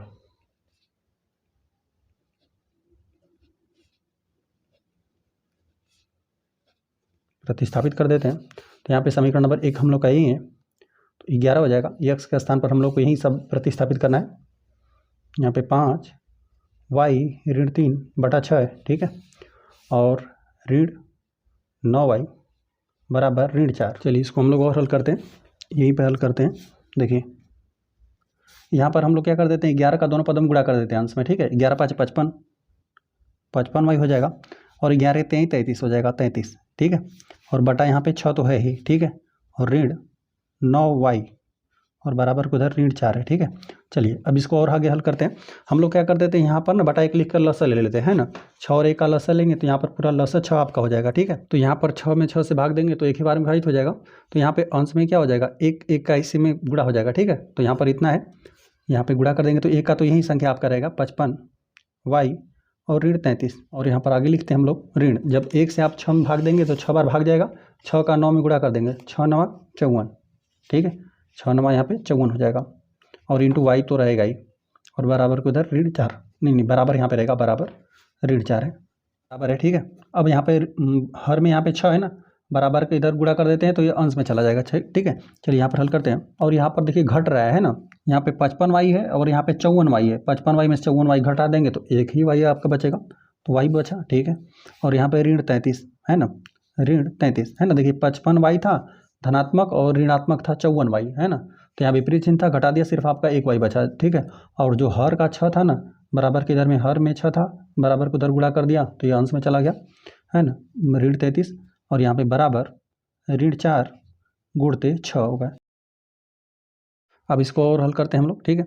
यहाँ पे y ऋण 33 बराबर, यहाँ पे 6 चौक 24, ऋण 24 हो गया, ठीक है। अब यहाँ पे चलिए फिर यहाँ पर हम लोग हल करते हैं इसको। यहाँ पे y बराबर हो जाएगा, यहाँ पे ऋण 33 से बराबर को उधर पक्षांतर कर देते हैं ना, तो यहाँ पर हो जाएगा ऋण 24 है, और यहाँ पे ऋण 33 से बराबर को उधर पक्षांतर कर देंगे, धन 33 हो गया, है ना। चलिए तो यहाँ पर हम लोग लिख देते हैं y बराबर आपको मिला, ठीक है, विपरीत चिन्ह घट जाएगा, 33 में से यहाँ पे 24 घटा देंगे ना तो आपको y बचेगा, वो भी धनात्मक का, ठीक है। तो यहाँ पे y का वैल्यू तो आपने ज्ञात कर, इसका मान हम लोग क्या करते हैं, इसी समीकरण में प्रतिस्थापित कर देते हैं, यहीं पे y का मान, ठीक है।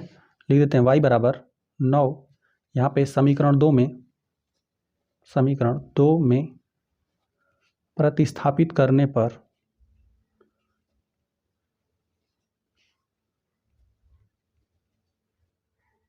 तो यहाँ पर हम लोग लिखते हैं x बराबर 5y ऋण 3 और बटा 6 है, ठीक है। तो y का वैल्यू हमें 9 प्रतिस्थापित करना है, तो 5 गुणते 9 ऋण 3 और बटा यहाँ पे 6 है, ठीक है। 9 का 5 में गुणा कर देंगे, 9 5 45 हो जाएगा, 45, और इसमें से भी 3 आपको घटाना भी है, ठीक है, और बटा यहाँ पे 6 है, तो यहाँ पे 45 में से जब आप 3 घटा देंगे तो 42 हो जाएगा, ठीक है, 42 बटा 6, और जब 42 में आप 6 से भाग देंगे, 6 7 42 हो जाएगा, x का वैल्यू आपको 7 निकल कर आ जाएगा, और यही आपका भिन्न का आपका ये अंश था, ठीक है। अतः हम लोग लिख देते हैं, अतः लिख देते हैं भिन्न x बटा y ही था हम लोग का, यही हमने माना था, और इसको हमने हल कर दिया, ठीक है। तो x और y का मान हमने ज्ञात कर लिया, तो x का मान आपको 7 निकल कर आया, और जो y था हर, इसका वैल्यू आपको 9 निकल कर आ गया, तो भिन्न हम लोग का यही है, 7 बटा 9 है। चलिए आ जाते हैं हम लोग छठे वाले प्रश्न में। छठा प्रश्न हमें दे दिया गया ना, 5 वर्ष बाद की बात किया हुआ है, ठीक है। 5 वर्ष बाद जयकाब की आयु उसके पुत्र की आयु से 3 गुनी हो जाएगी, ठीक है, यह दे दिया गया। अब यहाँ पे 5 वर्ष पूर्व की बात किया हुआ है, ठीक है। जयकाब की आयु उसके पुत्र की आयु की 7 गुनी थी, है ना, अब पहले की बात किया था। अब देखिए वर्तमान आयु क्या है, ठीक है। तो इसके लिए देखिए आयु संबंधित प्रश्नों को हल करने के लिए आप यहाँ पे जो भी दिया रहे है ना, यहाँ पे दो चेहरे, यहाँ पे जैकब की बात किया हुआ है, जो पिता है उसकी बात किया हुआ है, और उसके पुत्र की बात किया हुआ है, तो दोनों का आप एक्स वाई मान लीजिए, ठीक है। और यहाँ पर ना पहले वर्तमान आयु मानते हैं, फिर जैसे प्रश्न बोलता है पूर्व या बाद, ठीक है, उसी प्रकार से हल करते हैं, है ना। बाद की बात करता है तो वर्तमान आयु में जोड़ते हैं, और पूर्व या पहले की बात करता है तो हम लोग जो भी वर्तमान आयु रहता है उसमें से आयु घटाते हैं, ठीक है। तो यहाँ पे चलिए हम लोग पहले मान लेते हैं वर्तमान आयु, लिख देते हैं माना जैकब लिखा हुआ है, चलिए जैकब ही लिख देते हैं, माना जैकब, ये कोष्टक में लिख देते हैं, यह पिता है, ठीक है, पिता की वर्तमान, यहाँ पे लिखते हैं वर्तमान आयु मानेंगे हमेशा, वर्तमान आयु x वर्ष, ठीक है। माना जैकब पिता की वर्तमान आयु हमने मान लिया x वर्ष, तथा यहाँ पे हम लोग लिख देते हैं इसके जो पुत्र हैं, पुत्र की वर्तमान आयु, वर्तमान रहेगा आयु मान लेते हैं इसका y वर्ष है, ठीक है। यहाँ पे वर्तमान आयु पहले मान लेंगे। अब यहाँ पे जैसे प्रश्न दिया हो वैसे हम लोग दो चर में रैखिक समीकरण प्राप्त करते हैं, ठीक है। लिख देते हैं यहाँ पे प्रश्नानुसार, ठीक है, प्रश्नानुसार। तो यहाँ पर हम लोग देखिए पहले हम लोग को बात किया हुआ है ना, यहाँ पे 5 वर्ष बाद की बात किया हुआ है, ठीक है। फिलहाल में कोई भी कितना साल का रहे, मान लेते हैं कोई इस वक्त 50 साल का है ना, तो 5 वर्ष बाद क्या रहेगा, हमने वर्तमान पहले मान लिया, ठीक है, कि वर्तमान है, मान लेते हैं x और y है। तो यहाँ पे जब बात की बात करता है ना, तो वर्तमान आयु में क्या कर देते हैं, 5 जोड़ दीजिए, ठीक है। यहाँ पे लिख देते हैं 5 वर्ष बाद, लिख देते हैं 5 वर्ष, हाँ 5 रहेगा, वर्ष बाद की हम फिलहाल बात करते हैं, ठीक है। 5 वर्ष बाद क्या होगा, लिख देते हैं पिता की आयु, पिता की आयु, यहाँ पे वर्तमान हमने x माना है तो इसमें 5 साल जोड़ दीजिए, x प्लस 5 वर्ष हो जाएगा, ठीक है। और इसी प्रकार से हो जाएगा, पुत्र की आयु में भी वृद्धि हो जाएगी, पुत्र की आयु, ठीक है। ये अभी फिलहाल में y साल का है तो 5 साल बाद क्या हो जाएगा, y प्लस 5 हो जाएगा, इतना वर्ष का हो गया, ठीक है, वर्ष रहेगा। चलिए अब यहाँ पर बोला था ना, देखिए 5 वर्ष बोला, बात क्या बोला था, उसके पुत्र की आयु से 3 गुनी हो जाएगी, जो उस जैकब था, पिता था, उसकी आयु ना उसके पुत्र से 3 गुनी थी, है ना। तो यहाँ पे जो देखिए पुत्र तो हमेशा ही छोटा रहेगा, है ना, तो पुत्र का आयु छोटा है और यहाँ पिता की आयु बराबर मतलब बड़ी है, ठीक है। तो यहाँ पर ना, यहाँ पे यह 3 गुना है, मतलब यहाँ पे पुत्र की आयु में यदि 3 का गुणा कर देंगे ना, तब आप पिता की आयु के बराबर पहुँच पाएंगे, ठीक है, यही कहना चाह रहा है। यहाँ पे जैकब की आयु जो है उसके पुत्र से 3 गुनी है, ठीक है। तो यहाँ पर हम लोग लिख देते हैं x प्लस 5, यह जो पिता की आयु है ना, पुत्र की आयु में हम लोग 3 का गुणा कर देंगे तब इसके बराबर हम लोग पहुँच पाएंगे, ठीक है। यही प्रश्न बोला था कि 5 वर्ष बाद, है ना, तो पहले वर्तमान आयु हमने मान लिया और फिर 5 वर्ष बाद दोनों की आयु हमने ज्ञात कर दिया, ठीक है। वर्तमान आयु में इनके हमने 5-5 वर्ष जोड़ दिया और फिर बोला था 5 वर्ष बाद ना, यहाँ पर पिता की आयु पुत्र की आयु की 3 गुनी है, ठीक है, तो 3 का हमने गुणा कर दिया। अब बस इसको हम लोग हल कर देते हैं, x प्लस 5 है ना, यहाँ पे 3 का गुणा कर देंगे दोनों पदों में, तो यहाँ पे हो जाएगा 3y, ठीक है, और प्लस 3 5 15, ठीक है। अब यहाँ पे प्लस 5 है, बराबर को उधर पक्षांतर कर देते हैं, है ना, x का हम यहाँ पे वैल्यू ज्ञात कर देते हैं, ठीक है, क्योंकि हमें प्रतिस्थापन विधि द्वारा ही हल करना है। यहाँ पे 3y, यहाँ पे प्लस 15 और ऋण 5 हो जाएगा, तो x का वैल्यू 3y, यहाँ पे 5 घटा देंगे प्लस 10 मिलेगा, है ना। तो इस प्रकार से हमें समीकरण नंबर 1 मिला, ठीक है। अब यहाँ पे 5 वर्ष बाद तो ये तो हो गया, पहली शर्त से हमें मिल गया एक समीकरण। और फिर बोला था ना कि 5 वर्ष पूर्व, अब पूर्व की बात किया है तो कोई भी वर्तमान आयु मान लेते हैं, फिलहाल में कोई 50 साल का है तो पूर्व की बात करेंगे तो उसमें से क्या हो जाएगा, 5 साल घट जाएगा, ठीक है। तो यहाँ पर हम लोग 5 वर्ष पूर्व की चर्चा करते हैं, लिख देते हैं 5 वर्ष पूर्व, ठीक है। 5 वर्ष पूर्व की बात करें तो वर्तमान आयु तो हमने मान लिया, तो लिख देते हैं पिता की आयु, ठीक है। 5 वर्ष पूर्व क्या रही होगी पिता की आयु, वर्तमान आयु हमने x वर्ष माना हुआ है, तो x में से क्या हो जाएगा, 5 साल घट जाएगा, इतना वर्ष का हो जाएगा पिता, साथ साथ पुत्र की आयु उतना ही घट जाएगी, पुत्र की आयु y ऋण 5 वर्ष हो गया, ठीक है। तो देखिए 5 वर्ष से पहले क्या स्थिति थी ना, जैकब की आयु उसके पुत्र की आयु से 7 गुनी थी, ठीक है, 7 गुनी थी, तो 7 का गुणा करते हैं, पुत्र की आयु में 7 का गुणा करेंगे तब उसके पिता के बराबर होगा, ठीक है। तो यहाँ पे x ऋण 5, ठीक है, बराबर यहाँ पे 7 का गुणा कर देते हैं पुत्र की आयु में y ऋण 5, ठीक है। चलिए बस इसको हम लोग हल करते हैं, x ऋण 5, यहाँ पे 7 का गुणा कर देते दोनों पदों में, 7y ऋण 7 5 35 हो जाएगा। ठीक है, क्या करते हैं ना, यहाँ पे 7y को बराबर इधर पक्षांतर कर देते हैं, तो यक्स ऋण 7y हो जाएगा।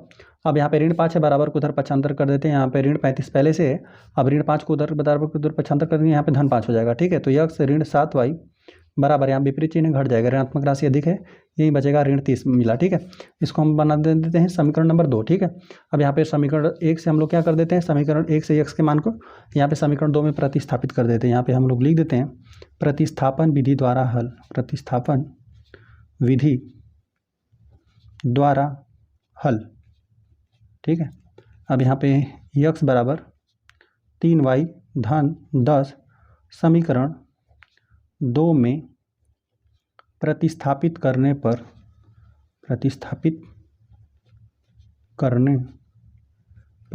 ठीक है, प्रतिस्थापित हम लोग कर देते हैं, तो यहाँ पे x है, x के स्थान पर हम लोग को इतना कुछ रखना है 3y धन 10। ठीक, तो यहाँ पे x के स्थान पर हमने जो x के मान के y को पदों में ज्ञात किया उसको रख दिया। ठीक है, यहाँ पर प्रतिस्थापित कर दिया, और यहाँ पे ऋण 7y है ना, और बराबर ऋण 30 है। बस इसको हल करते हैं, y का मान हम लोग ज्ञात कर लेते हैं, है ना। तो यहाँ पे देख रहे हैं विपरीत चिन्ह है, घटेगा। ठीक है, घटा देते हैं, 4 3 7 होता है, देखिए यहाँ पे धनात्मक 3y है, यहाँ पे ऋणात्मक 7y, 4 3 7, तो यहाँ पे ऋण 4y बचेगा। ठीक है, अब यहाँ पे धन 10 है बराबर को उधर पक्षांतर कर देते हैं, यहाँ पे ऋण 10 हो जाएगा। ठीक है, तो यहाँ पे ऋण, यहाँ पे 3 30 है, अब यहाँ पे यह भी ऋण 10 हो गया, है ना। तो यहाँ पे ऋण 4y, यहाँ पे दोनों राशि ऋणात्मक है, जुड़ जाएगा, ऋण 40 हो गया। ठीक है, अब यहाँ पे ऋण 4 गुणा में बराबर को उधर भागा में भेज देते हैं। ठीक है, तो y बराबर इस बचेगा, y बराबर ऋण 40 बटा यहाँ पे ऋण 40 बटा ऋण 4। ठीक है, तो 4 दहा में 40 हो जाएगा, ऋणात्मक गुणा धनात्मक संख्या मिलेगी। ठीक है, 4 दहा में 40 10 मिलेगा। ठीक है, तो y का वैल्यू आपको कितना मिला, 10 मिला। अब ठीक है, y बराबर यहाँ पे किसी समीकरण में प्रतिस्थापित कर दीजिए। ठीक है, तो यहाँ पर हम लोग समीकरण 1 नंबर में ही प्रतिस्थापित कर देते हैं इसी में। ठीक है, हम लोग लिख देते हैं y बराबर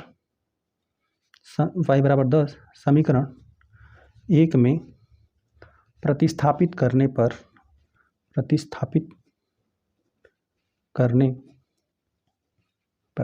प्रतिस्थापित हम लोग कर देते हैं, तो x बराबर 3y धन 10 है, समीकरण नंबर 1 हम लोग कहीं है, x बराबर 3y धन 10 है। ठीक है, तो x बराबर 3 हो जाएगा, y का वैल्यू हमने 10 ज्ञात किया हुआ है, धन 10। ठीक है, तो यहाँ पर हम लोग बस इसको हल कर देते हैं, 3 दहा में 30 हो जाएगा, और इसमें 10 जोड़ देना है, 30 10 40 हो जाएगा, x बराबर आपको 40 मिला। ठीक है, तो x यही था पिता की आयु जो जैकब है उसकी आयु था, और y जो था उसके पुत्र की आयु था, तो यही दोनों की वर्तमान आयु है। अतः यहाँ पे लिख देते हैं, अतः जैकब कोष्टक में लिख देते हैं पिता, कोष्टक में पिता की वर्तमान आयु 40 वर्ष तथा उसके पुत्र की आयु, उसके पुत्र के भी हम वर्तमान आयु की बात कर रहे हैं। ठीक है, दोनों की वर्तमान आयु की, है ना, उसके पुत्र की वर्तमान आयु लिख देते हैं, यहाँ पे वर्तमान लिख देंगे, वर्तमान आयु 10 वर्ष है। ठीक है, तो इस प्रकार से प्रश्नावली के 5 प्रश्न हल हो गए। चलिए ठीक है, वीडियो पसंद आए तो वीडियो को लाइक कर दीजिए, यदि चैनल पर नए हैं तो कृपया चैनल को सब्सक्राइब कर दीजिए।